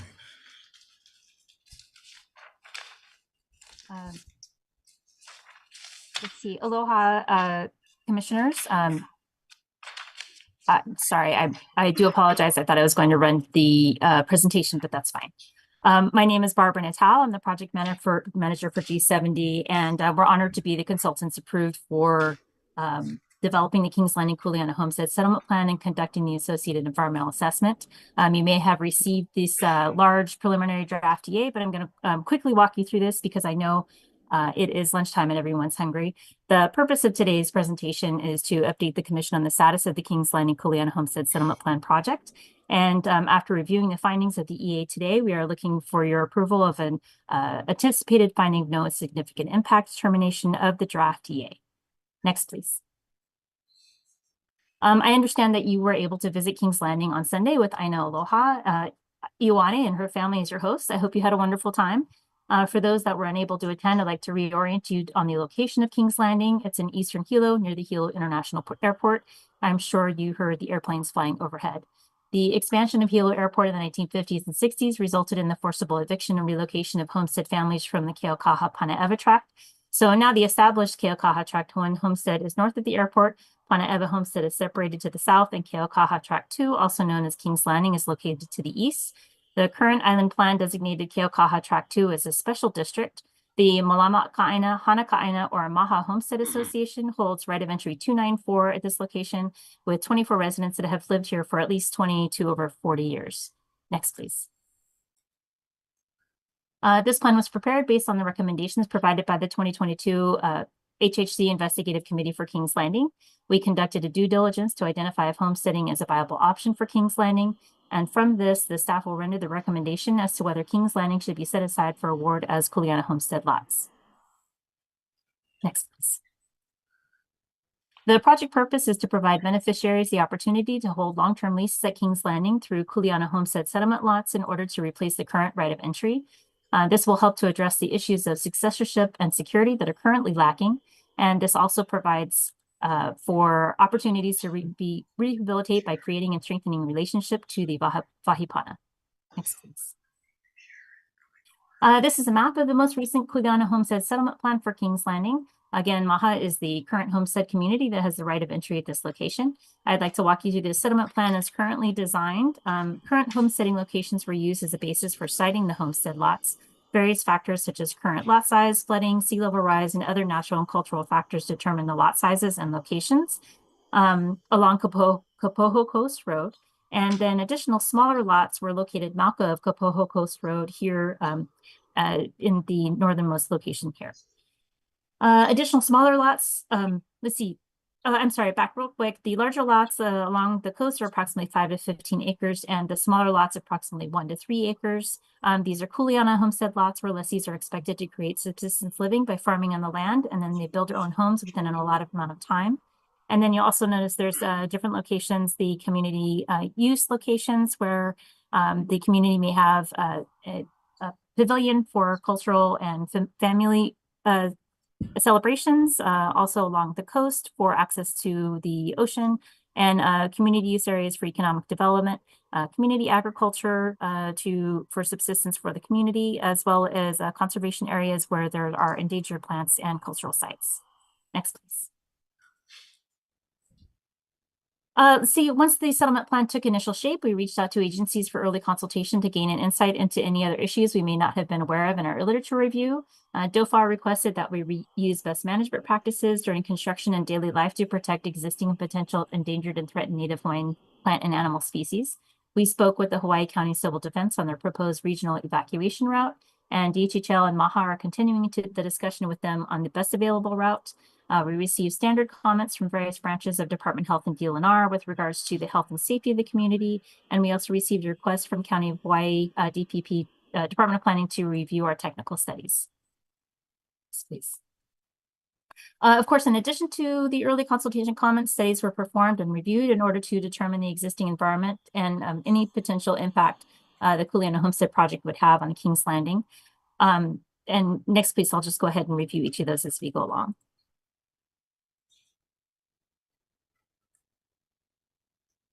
I do apologize. Next, please. The Honoaikea process conducted by the Edith Kanaka Ole Foundation with a group of community members familiar with Kings Landing analyzed mele, mo'olelo, oli, and ka'ao is unique to Kings Landing. This led to kapu and kanawai for the areas, which are more or less locations within Kings Landing, and the ways to care for them. These kapu and kanawai were incorporated into the settlement plan as guiding principles for resource management.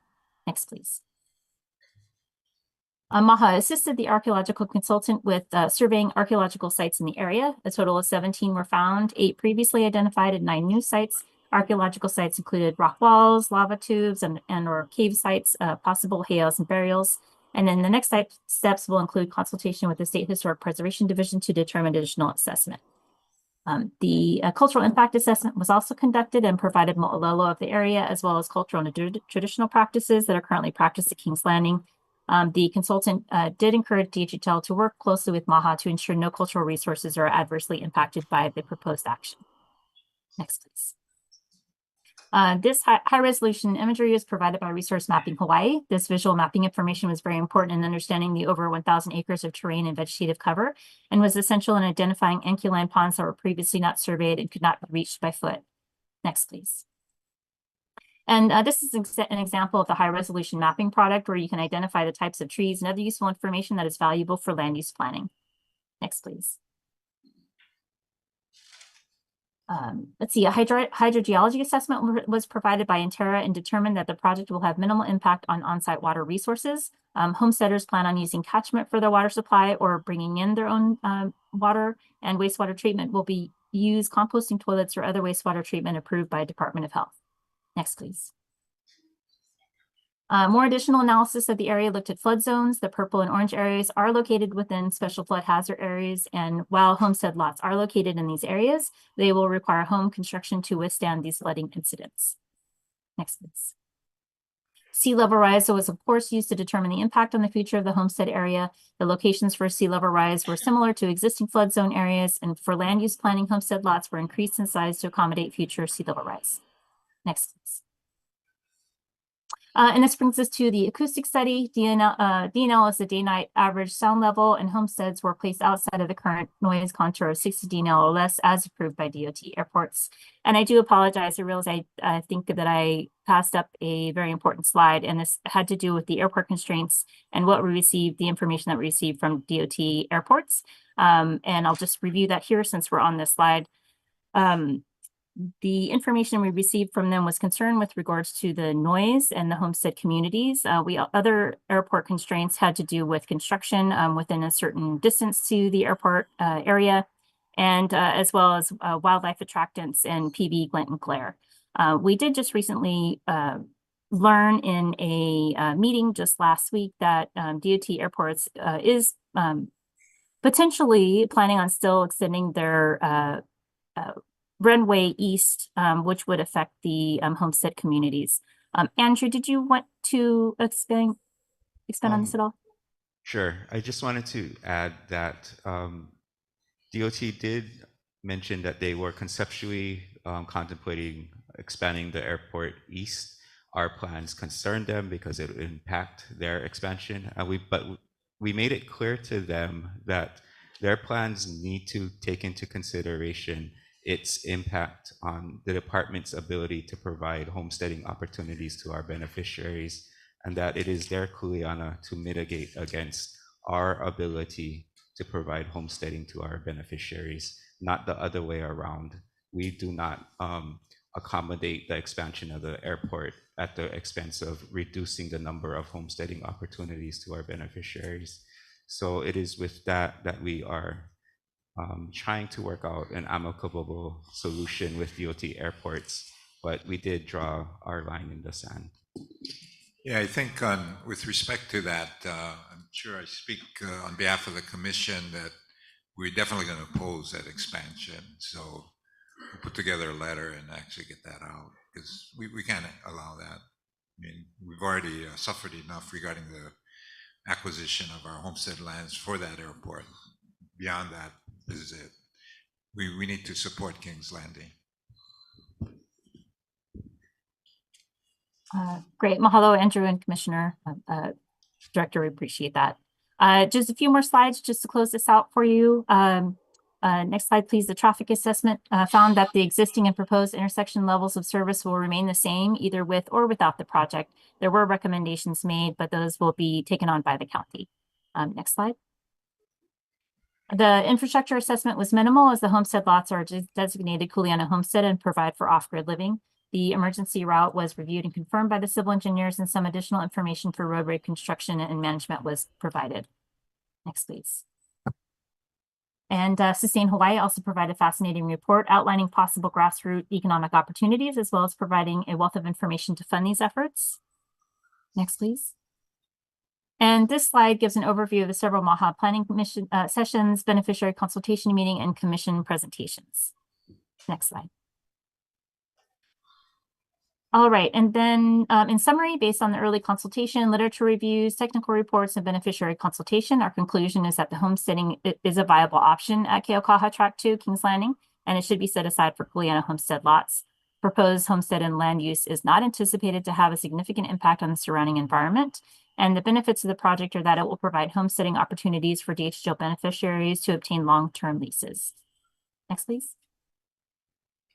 And I just wanted to provide this one more time to show you, now that we've run through our initial due diligence, I did want to provide one more view of the settlement plan, which shows the location of the proposed 78 Kuleana homestead lots, all with outside of the constraints that we had found as we did our due diligence. Next, please. And let's see, project next steps. Here we are today at today's presentation of the anticipation of the Commission's acceptance of the draft EA and a FONSI. With this acceptance, the draft environmental assessment will be presented to beneficiaries during the 30-day public comment period in June, and any comments received will be incorporated into the final EA. The settlement plan and EA will need to be approved by the HHC before lots are offered and is expected to occur in August 2024. The Commission must also approve an amendment to the Hawaii Island Plan's land use designations for Kings Landing to allow for appropriate Kuleana homestead leases. And final EA publication is expected to occur in September 2024. Yeah, July, August. And then let's see, finally, once the final EA is approved, we will move into DHHL starting to design the roads and survey the lots, which would occur in approximately the first quarter of 2025. Then it'll take about a year for the construction of the roads. DHHL will then go ahead and issue the Kuleana leases in about the second quarter of 2026. Then we can expect that the roads are completed. Lessees are moving onto their properties and can start with ag purposes until they are able to build their homes in the allotted time, which would take approximately 2 to 3 years. And we're looking at the third quarter of 2027 for this to occur. And that's it for me. Mahalo. Thank you. Any questions? Let's see. Thank you very much. We have a testifier, Aina Aloha, Ioni.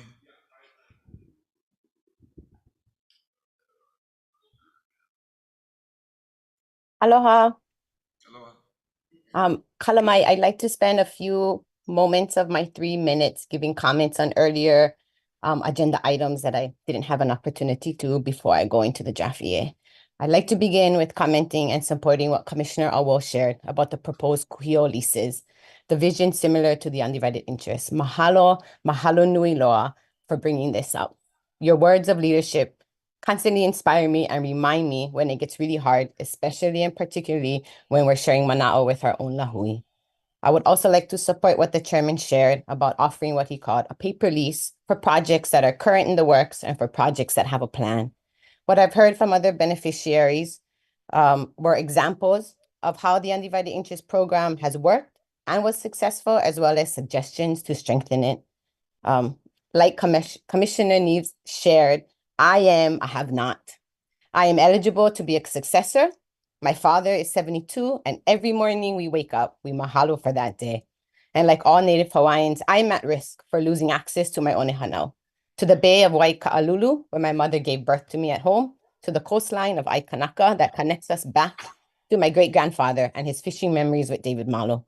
Mahalo nui loa, commissioners, for recommending the establishment of a PIG to look into the concept of the Kuhio lease, and for being brave in wanting to be creative in our lahui's approach to self-determination while continuing to protect the trust. Mahalo nui to G70 for the presentation of our draft EA. Today is a historical day for MAHA and its beneficiaries. And every time actually that I hear Kings Landing or see Kings Landing on the agenda, it is a historical time for us. This one in particular moves us that much closer to the realization and to our dreams of leases. Like Barb shared, MAHA has been working closely with G70 and the planning department with the progress of our draft EA. MAHA had selected a committee who met on Zoom to review the draft EA and provided comments. Maha has also had the opportunity to join in the civil defense discussion to review their initial comments. And Maha is supportive of the current draft EA and excited to continue our onipa'a, or steadfast approach towards the settlement of King's Landing. I'd like to end with thanking the chairman for taking a strong approach in the support of King's Landing and moving us forward, even with the future concept of the airport expansion. Mahalo nui for taking a strong stance in supporting the King's Landing settlement. Mahalo nui. Thank you. Let's see. So Patrick?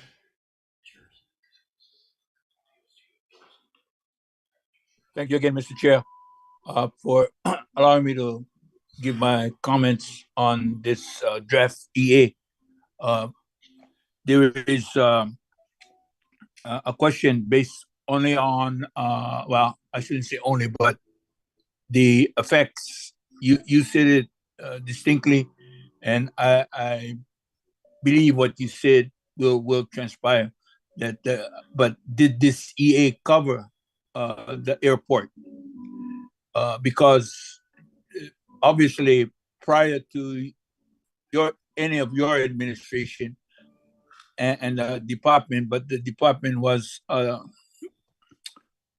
in the past did not become as forceful. Therefore, lands of Kilka, Track 1, all became part of the airport expansion, and therefore created another anomaly as Panaiba. So this is what I'm just referred to, and then because will the airport EA, this EA in King's Landing, if it addresses the airport, will it reflect back to Kilka based on the fact that there's people in Kilka can't get any loans to do rebuild,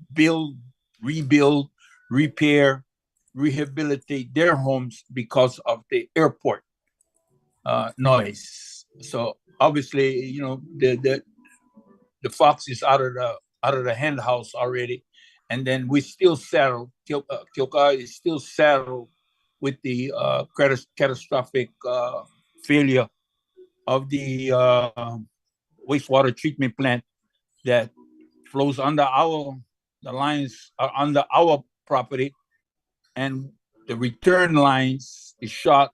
The treated waste, they say, the treated wastewater is now in our bays where we recreate, where we fish. So I am of the premise, if what's good for one is good for all, and when it pains one, it pains all. So we just cannot find ways to be selective. The act creates certain ways, things to be done. I appreciate it, but I want that to make sure that the airport has in this EA, because we had an EA and we have not received anything yet about the EA, about the airport for us. And this was done years ago, planning. Thank you very much for your assistance. Thank you. We're going to go into the J agenda. We have, let's see, 2, 4, 6, 7 people that are going to testify, and we have about 25 minutes. So, you know, if you can kind of not necessarily use up your entire 10 minutes so the others can testify. If not, I mean, you do have 10 minutes. So we'll start off with Bo Kahui.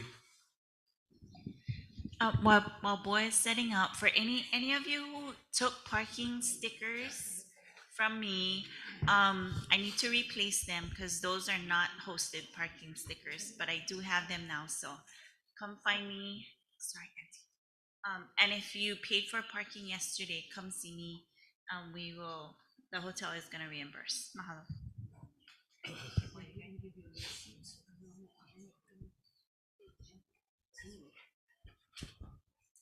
Good afternoon, good afternoon, Commissioners. I know it's been a long day. First thing we'd like to do is invite a member of the Village 4, the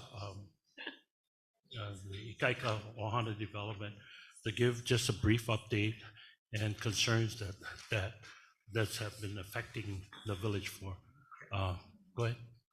Aloha, my name is Kapiolani Spencer. I am Aloha, my kako. My name is Kapiolani Spencer. I am a resident of Village of La'iopua, Akau 4, Phase 1. The reason for my coming today to testify in front of you folks instead of on Zoom. This time you guys can see my face and hear my voice. But anyway, what I wanted to bring up was the water issue. I know we had past dialogue about the same issue, but I believe that is what caused a lot of the problems that we are experiencing. For my own family, after watching the May 16, 2022 DHHL Commission's meeting with Doug Bigley of Ikaiko Ohana, he stated at 47 minutes and 41 seconds that he knew there was a water issue and that he was responsible for the water and that he was paying for the water. That is a lie. He was not paying for the water. For myself, I was able to get him to pay for one of my water bill. My first water bill was an astounding $800 and something. There's other families there that experience water bills plus 2,000 plus. But those are the people on the hill of Keana Lehu Drive, which Uncle Bo was able to do a water audit retrofit for those 17 homes, reducing the consumption and their bill by 70%. So right now, we're waiting on the project to finish the rest of the community, which is us. So common areas is a little confusing because according to developer, the front yard is considered a common area, whereas as far as the backyard, DHHL considers that common area. And supposedly that's why we don't have fences in the backyards separating the yards. But we're not here for that right now. We're just here about the water issue. And I believe that is what caused a lot of these families that are now experiencing eviction notices. 5-day eviction notices right before Thanksgiving. Thank you very much. We're considered low income for the first year. How the hell are we supposed to pay? Excuse my language. How are we supposed to pay for these high water bill utilities at a certain income level and put food on our table? So that's how I got Doug to pay for my water bill, because I presented it to him that I didn't know whether to pay my water bill or put food on my table. This is real, guys. This is what we're dealing with for the residents of Village of La'iopua, Akau 4 Phase 1, because of our water issue to start with. Now we have families that are facing these 5-day evictions. I'm not too sure what's going on with that, but that is because of the promise by management that they were going to be paying for the water upon the receipt of the water bill, which a lot of families adhere to, including me, my family. I haven't gotten any reimbursement from any of my water receipts on my rent, but I'm being compliant. I'm paying my rent. I'm paying my utilities the best that we can. This is a struggle. Now they're saying that we can earn up to 140% extra money, but yet right before our 15 years is up, we got to come drop down back to our AMI. What loan officer, what bank is going to want to give us a loan if they see our income went up? And then in order to still be compliant with this program, we got to drop back down. I do not understand that. There's so many other issues, new leases, broken promises, a lot of frustrated tenants. We don't have to live through this stress, do we, you guys? So once again, I'm here voicing the same concern that I've been voicing for almost 3 years now to the department. And thank you for allowing me this time to come and speak with you folks. And yeah, I just want to reintroduce the water audit retrofit for the rest of the community phase 2. Thank you. We wanted to give someone that was really affected by the Village 4 and the residents of Village 4 to come and speak on the matter. So thank you. La'iopua Community Development Corporation had a slideshow video last night, but we couldn't get it on.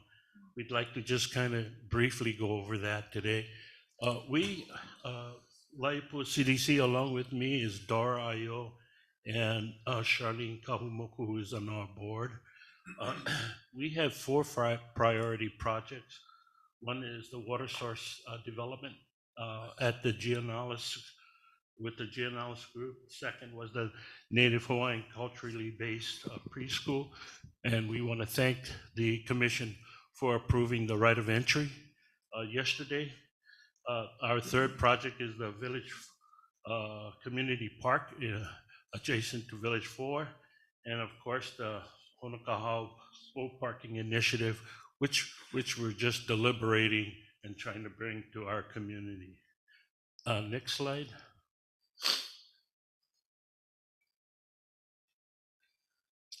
This particular slide is our planning guide for the preschool, and we'll just go briefly through it, and we may send this planning guide to each of the commissioners for their own. There we go. Next. No, down. Excuse me. Number, yeah.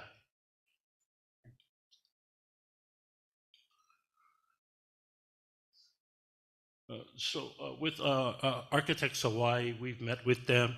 We've got a planning guide further down. Oh. Okay, sorry.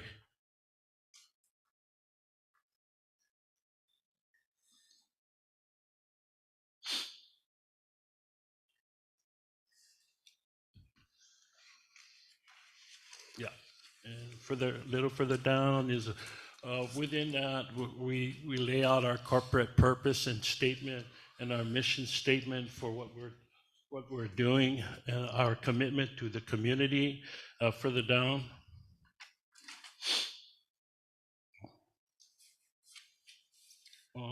We are made up of the project team. The project team for the preschool includes the LCTC board members, our chairman, Sam Walker, who's not present, he's ill today, and myself, as well as the LCTC board. Terry McFarland is the principal, and Dan, I can't remember Dan's name, but both principals met with the lieutenant governor. I met with the lieutenant governor, and it was then at that meeting that the lieutenant governor, expressed that she would support and provide funding for the preschool. Further down,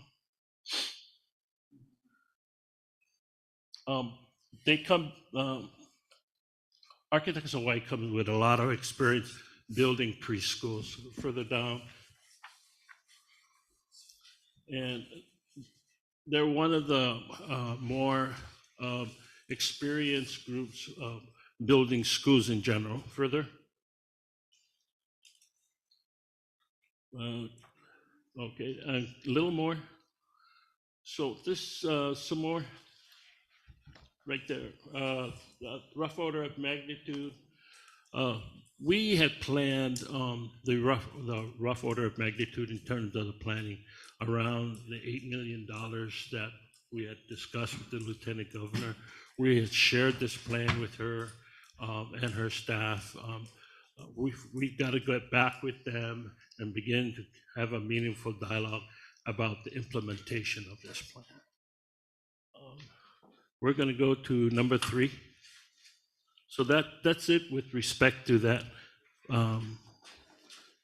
With respect to our village community park, number 3, we met with our community. I think we brought this ROE request in January of 20. There we go. A little further down. There we go. In 2022, and the department had planned a community park in our community since its inception in 1997. So this particular park is just above the end of the cul-de-sac of my home. Further, go ahead, Nix. So we did submit this to the we conducted a park survey. We met with the community. Continue. We had the results of the community park survey. We had a priority list further down. This gives us a context right here, Hope, about what the community wanted and what we had prioritized. You know, so keeping the park safe, children's playground, etc. So we had broke down that list. With respect to the park, I think we are capable of bringing, I think, this particular mandate to fruition if given that opportunity. Number 4, slide. The next slide speaks to a boat parking initiative, which the department had planned for our community. And I'm going to just wrap this real quick because I know time is limited. We will bring to you a request for a right of entry.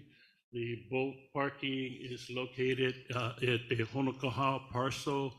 We're looking to present a 9-acre, further down, just a 9-acre parcel, which is about equal in size to the Gentry parcel. Further down. There's just one more slide and then we'll be done. Go ahead, further down. Oh, okay. Having said that, we will again come before this commission at a time appropriate. We still have to meet with the community regarding this matter. Thank you for your time. Okay. I just wanted to say one more thing before we end. I've been asking for a sit down with our community for some time now to just go over a lot of the issues that we're experiencing so that we can have the right dialogue with one another, including the Kaiko'ohana, and come to solution with everything that we've been going through. Yeah, please, you guys, can you guys schedule a sit down? We'll talk to staff and we'll figure that out. I apologize for it taking so long too. Yeah, I don't want to be here again, for another year going through the same issues over and over again. Thank you. Thank you, Commissioner. Real quick, if I could. Good. Commissioner Wolf? Yeah, so I don't want to take up a lot of time, but your comment about jumping to a higher AMI disqualifies you from being in your... That too, yeah. So that is not correct based on my understanding. Because when HHFDC did a presentation on Maui, that question was asked. So once you enter at either 80, 60, or 30 AMI, I think, that's what qualifies you. That's the entry point. So this is what we were told. But it does not prevent you from financial wellness, improving and increasing your income. So if you're being told that, it goes against my understanding. So I think that needs clarification. If it's coming from the management company, it requires clarification because you are not penalized for improving your financial situation. They just recently had a management meeting with Kaiko'ohana on March 23rd. And that was one of my questions they couldn't answer. So there were a lot of questions I had they couldn't even answer. So they're going to try to recap on their next meeting in August. Thank you. So yeah. Okay. Thank you. Thank you very much. Is that everything? Yeah. Thank you. Kaui Alami, you're up.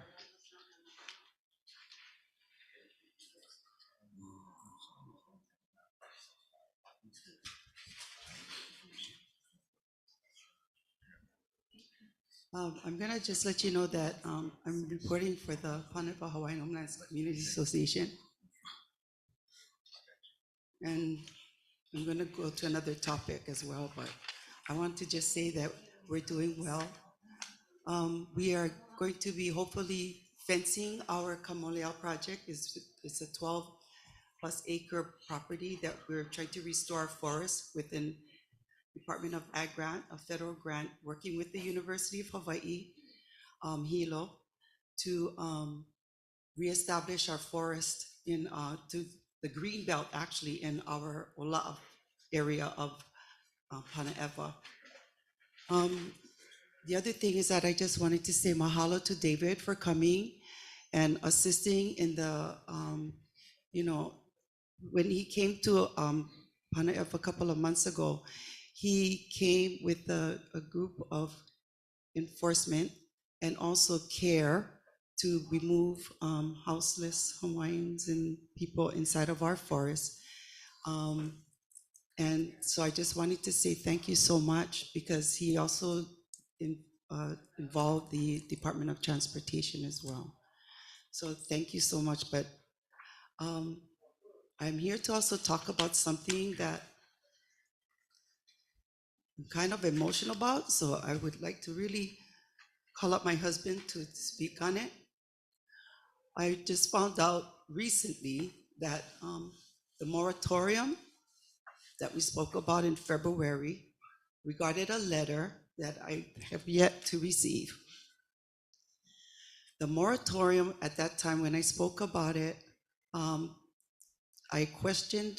not really questioned, but I said that the reason why I brought the attention of the moratorium to the commission was because for the past 5 years that we've been under the moratorium, I was just dealing with staff.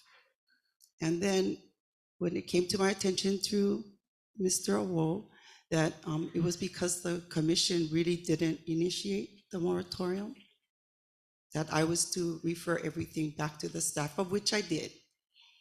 In the conversation that I had with my East Hawaii, I think that AG disagreed that it is the kuleana of the commission to deal with something like this. So I just want clarity on that. But most of all, I want to have my husband come here and tell you,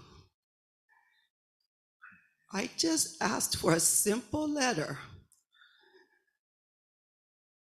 that was actually in response to the letter that was given to the Parks and Rec in 22 from Mr. Isla stating that we were the official board. I just needed that letter from you as the commission and the chair staff that referred to the letter that I received in 2023. So many months after the Isla letter went to the Department of Parks and Rec County of Hawaii, that came from staff Kahana stating that the resolution of the leadership was not resolved. So the money that was being held could not go anywhere. I am told yesterday that that letter is going to include that when I receive official capacity, I guess from this letter, that another event is going to happen after that. That is going to be catastrophic for our community. And it regards the Department of Hawaiian Homeland's Memorandum of Agreement 2015 amendment to the 2013 amendment regarding the monies that we receive as a community benefit contribution. Kawi, if I could. I just want to say, I don't have reference materials in front of me, so this is memory based. But years ago, when this first came up, the department instructed the commission, because we had questions about an intervention. And we were told back then that association business and conflict and resolution rests with the association.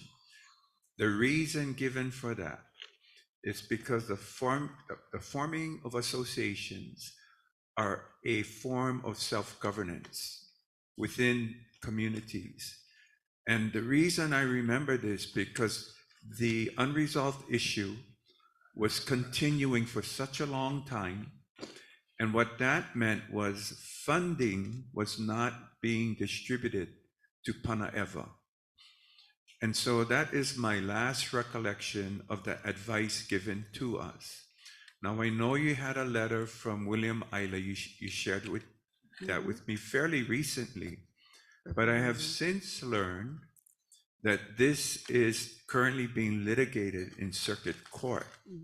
So this is why, again, my understanding is that litigation has to play out before decisions can be rendered. So that's my current understanding. So I will take it a step further. The reason why I would like to ask for a contested case hearing on this matter is because this involves a disagreement on the PHHLCA that I was elected to in 2018, and a letter that I had, an email that I had sent to a staff person that generated this whole entire misunderstanding of what we are talking about. And it actually helped implement a moratorium. I have been asking and requesting the policies and procedures of what initiates a moratorium on an entire community. Like you said, we have sovereignty. But when is it that you folks interfere in that sovereignty matters? So I would like to know how a staff person can initiate paperwork going forward and then turn around and say, well, the commission cannot say anything about it. I'm sorry. The state of Hawaii is not my boss, so to speak. The only people that I recognize as a sovereign is the commission. And I cannot believe that your duties has a line that says that you cannot address something that is so catastrophic as a moratorium, not getting any services from the State Department of Hawaiian Homelands. I don't understand that, and I will not. But what I would like to do is continue by having my husband express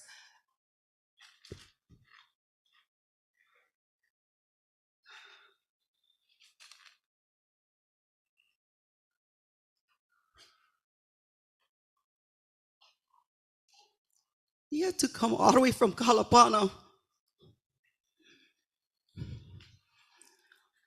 You know, yesterday I witnessed Mr. Awo and his wife and the struggles that he did and the stuff that he had to do for this department, this commission.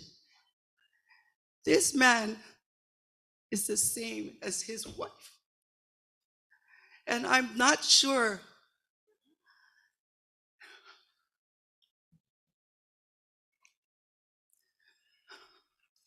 I have encumbered for 5 years for my community as a volunteer.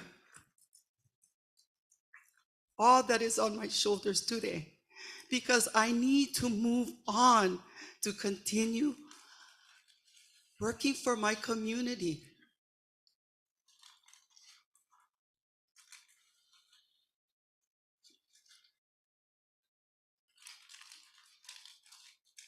I am in this litigation personally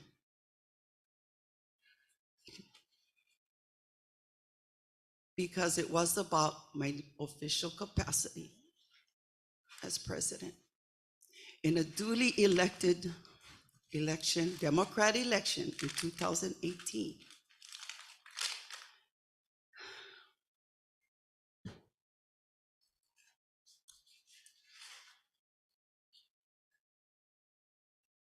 I just want my husband to talk.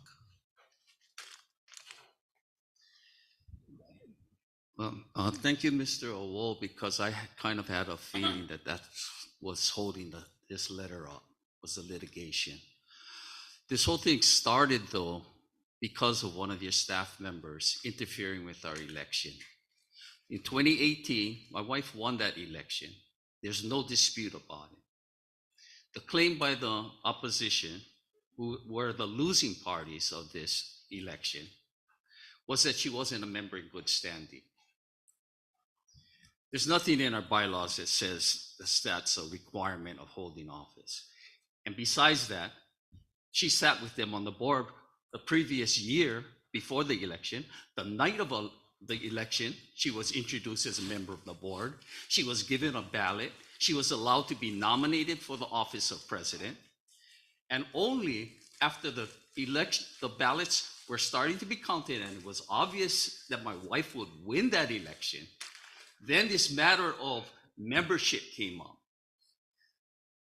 By the losing parties, not only were they the losing parties, but they ran the election. And now they're complaining about discrepancies in the election that they ran. And did they come to the community with their complaints? No, they went to one of your staff members who had a previous relationship of 6 years with them, as the previous 6 years that they held as the leadership of our community. They didn't come to our community to complain, and your staff member accepted that frivolous complaint from them, which is just obvious.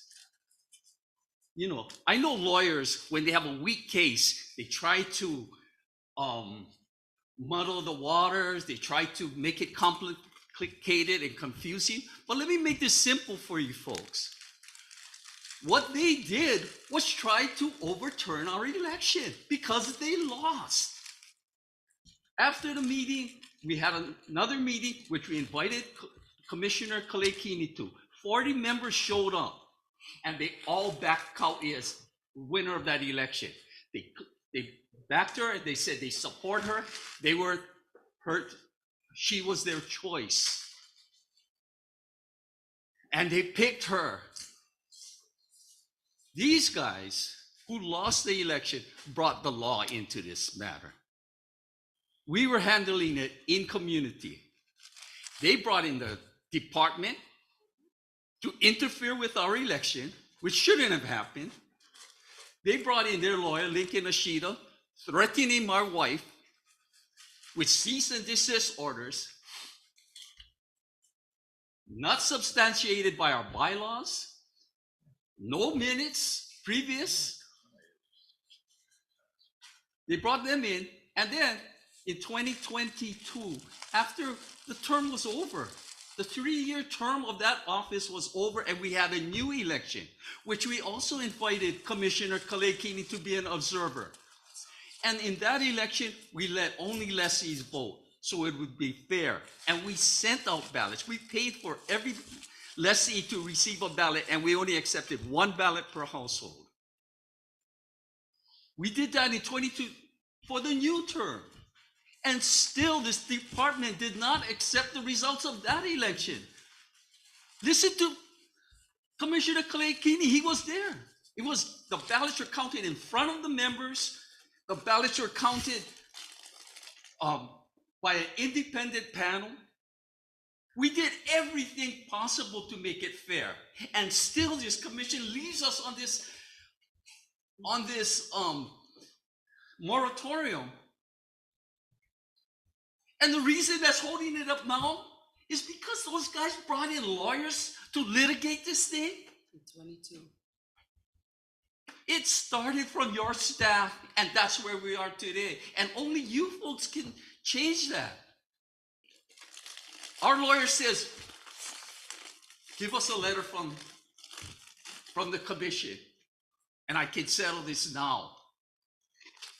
And it makes sense. You folks started it. You folks can end it. Let me bring up something. In the interest of time, let me say something. Hopefully we can wrap it. So for me, I'm not much help to you because I'm leaving soon, in a couple hours. But your mana'o is informative and compelling. And so that is something to continue to present to this existing body of commissioners. Now, whether or not this commission has the authority to act while litigation is occurring in court to favor your outcome, That's something that I think should be referred to the AG. But this did not start with the commission. It was the commission at one point who asked for an intervention. But we were told this is association business and they govern themselves and they resolve their disputes. Now, that was a long time ago. And here we are today, nothing resolved. I don't know the answer for you, but I think it should be pursued by this body, by the department, and by the AG. Because going further today, it's not going to get the outcome you're seeking, but I will say your mana'o was very helpful for me today. Thank you. I would just like to say one thing. In 2022, when we received the letter, the Department of Parks and Rec received a letter from Mr. Isla officiating my capacity. That letter was presented to my legal. What generated this letter, just this simple letter, I'm not talking about the money or anything, I'm talking about this letter of official capacity, was asked because in 2013, when the money was going to be dispersed or be done by the staff, the letter that I received, I gave to the Isawai commissioner because I was confused that a staff was still perpetuating that I was not in the official capacity. Therefore, I asked in February if I could have a letter from this commission to validate the process of Mr. Isla. Nothing else. Okay, so understood, but Kawi, we can't keep litigating this today. That's right. It's just mana'o that's helpful, and I think we should. Just one more Go fast thing ahead. that might be helpful. The judge did deny their injunction to stop Kauilani from claiming that she's president of PHHLCA. That's what they asked for. And they wanted a temporary injunction to stop that. I just, Okay. for your information, Attorney Okay. General, that he did rule in that. So that paperwork has to be sent to the department. Again, I encourage you to continue to address this body, but I think we're at a point now where it's going to require more engagement, more palapala. And so I think you've covered some good ground here today, and I think we should move on. Thank you. Let me jump in here. I hear what you guys are saying, and it's very, very unfortunate that, I have to apologize because a letter was put together by me in consultation with our commissioner from here, Mike Kini, who was very active in taking a look at the situation, looking at both sides. We did have conversations with the Attorney General, and contrary to the, not necessarily the advice, but looking at it from a different perspective, which I agreed with the recommendation of our Commissioner, Khalid Kini, that we should move forward. And Kana, do you have that letter? Where's this letter that we sent out? A letter basically resolving the situation in which we acknowledge you as the elected president and recognized by the department. So I don't know why that issue has not been resolved, and I don't know why this letter didn't go out and you haven't received it. But the letter did go out. I did sign off on it based on the suggestion and recommendation of Khalid Kini. The litigation is litigation. That doesn't bother me. I've been involved in litigation a lot, and I'm not going to be prevented from moving forward based on some litigation. So we are proceeding forward. We are going to make a distribution of the funding in the way based on the MOA that was approved by this commission, not by me as an administrator, but what was decided on by the commission. And so we're implementing that. There's certain conditions laid out in the letter that you should have, acknowledging as well as laying out how that process will work. I apologize for the lack of information being transmitted to you in a more timely fashion, rather than you guys coming here getting all upset, which should not occur. Because as far as I'm concerned, we have resolved this situation. We do acknowledge your status as a president of your organization. We also acknowledge that the commission has taken an approach where there's a distribution of the funding throughout the various homesteads per a laid out process that I think is very fair.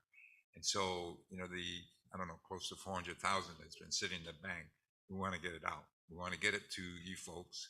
We want you folks to move forward on your initiatives, the different associations. We've distributed a certain amount of the proceeds to certain associations, and maybe Kana, you can kind of give some guidance and relief and direction and you know, comfort to these two individuals, because they obviously are very, very upset, and I don't blame them. But I thought we resolved this thing, and I thought you had explained it to them. I did yesterday. Again, Kahana Albino Land Management Division. Yesterday I spoke to Kaui about the memo that was drafted, signed by you. I'm not sure if I had mentioned to her that I'm not sure if Michelle sent the memo to them directly. Apparently not. Yeah. And then I also further told her that LMD was drafting another letter to confirm her stance or her position as the THHLCA president. Well, give her a copy of the memo and we'll follow up with this other one, but we do confirm and acknowledge your title as the president of the organization, okay? Then we also are proceeding with the distribution of the funds. I don't want it to be in our bank account. It should be out distributed among the association, but there is a certain process, and you got to comply with that, which I believe you guys are in agreement with. And some of them have followed the process, have received funds. Yes. So, you know, we are moving forward, and I apologize for the lack of information. Kahana, question while we're here. Since that PCA is a private nonprofit, and they have stated in the past, and we do have documentation that they do not answer to PHHLCA, what assurances do we have that they'll be spending our money under our direction? Per the agreement, the funding is supposed to go to you guys through PCA. Through PCA. PCA not supposed to be spending the money per the agreement. It's supposed to go through PCA to PHHLCA. Yeah.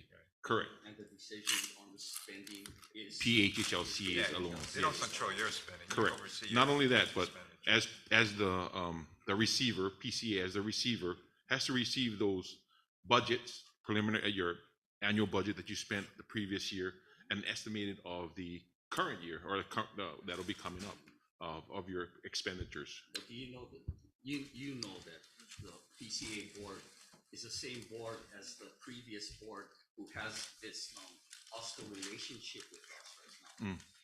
Isn't that going to create a difficulty in us obtaining the funds that we need to spend on our community? It should not, because PCA, again, the terms of the agreement state what they can and cannot do. If they violate that, then the funding would stop through them, and we can take whatever matters we need to do to remove them if need be, whatever necessary steps to remove the PCA. I think what we'll do is we'll get a commitment and confirmation that they will distribute the funds to you prior to receipt. If they don't sign off on that, we're not going to give it. So that's noted in the maybe letter. we'll just give it to you directly. Can I don't have a problem with that. Really quick. What happened when the moratorium was set, the money was stopped because of the leadership question. When I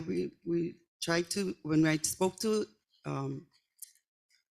Mr. Commissioner Kalaukini in resolving our issue of the official capacity, it had to do with the movement of the money, because as the official person that I am from 2022, we went into the community and we discussed about leaving them, because what they are, PCA is our financial fiscal managed sponsor. They wanted them removed from this relationship through the memorandum of agreement. So when I looked over the memorandum of agreement, when I spoke with Commissioner about going from giving this capacity, I was under the understanding that we were going to do that first, and then we would come together and work out this memorandum of agreement process, because that's where we're finding the that the question of this from going from straight from DHHL Right, I understand. straight to them. So there's these questions, legal questions. Yeah, Well, so I'll leave the I'm legal not sure, questions but to the attorneys in the courts, but from our standpoint, I want to get the funds out to the different associations. You guys do your thing. If there's any hiccup where they're not going to comply with the distribution, then we'll step in. And I want a commitment prior to giving them the money that they're going to give it to you.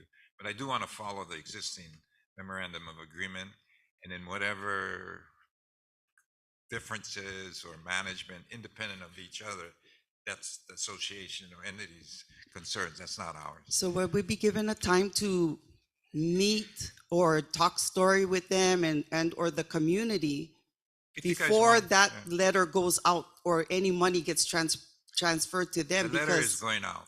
Okay, I've made a decision based on our Commissioner Kalikini's recommendation. We're moving forward. Now, I'm not gonna, granted, and you guys are free to kind of coordinate, mediate, whatever you guys want to do, but we're moving forward on our side to distribute the funds, and you guys decide. And that letter that'll come out to both you guys and PCA will require PCA to confirm and agree to what our condition is as far as the so distribution. I'm of going to the be funds. talking with you about this. Yeah.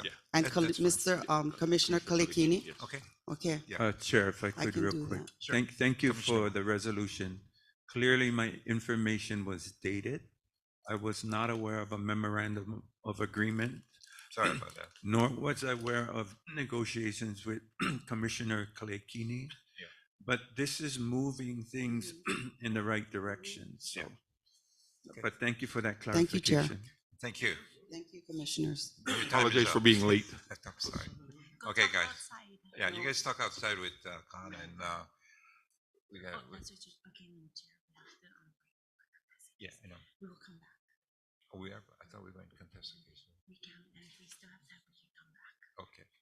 So we're gonna break now for lunch. Contested case hearings. Oh, contested case hearing. So we're gonna have to clear the room, and we do have a contested case hearing. So I apologize. And those that have not testified, once we're through, then you can come back in and we'll finish up the J agenda. Thank you.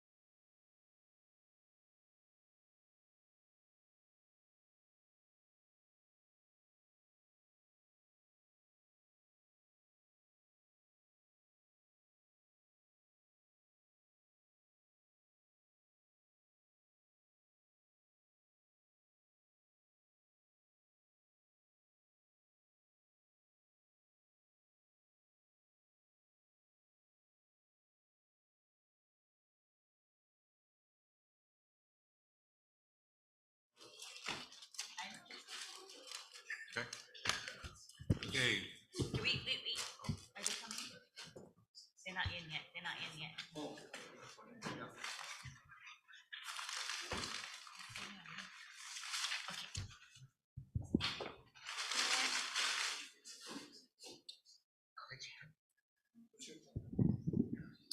Okay, we have come to the end of this month's agenda. Mahalo nui loa for participating.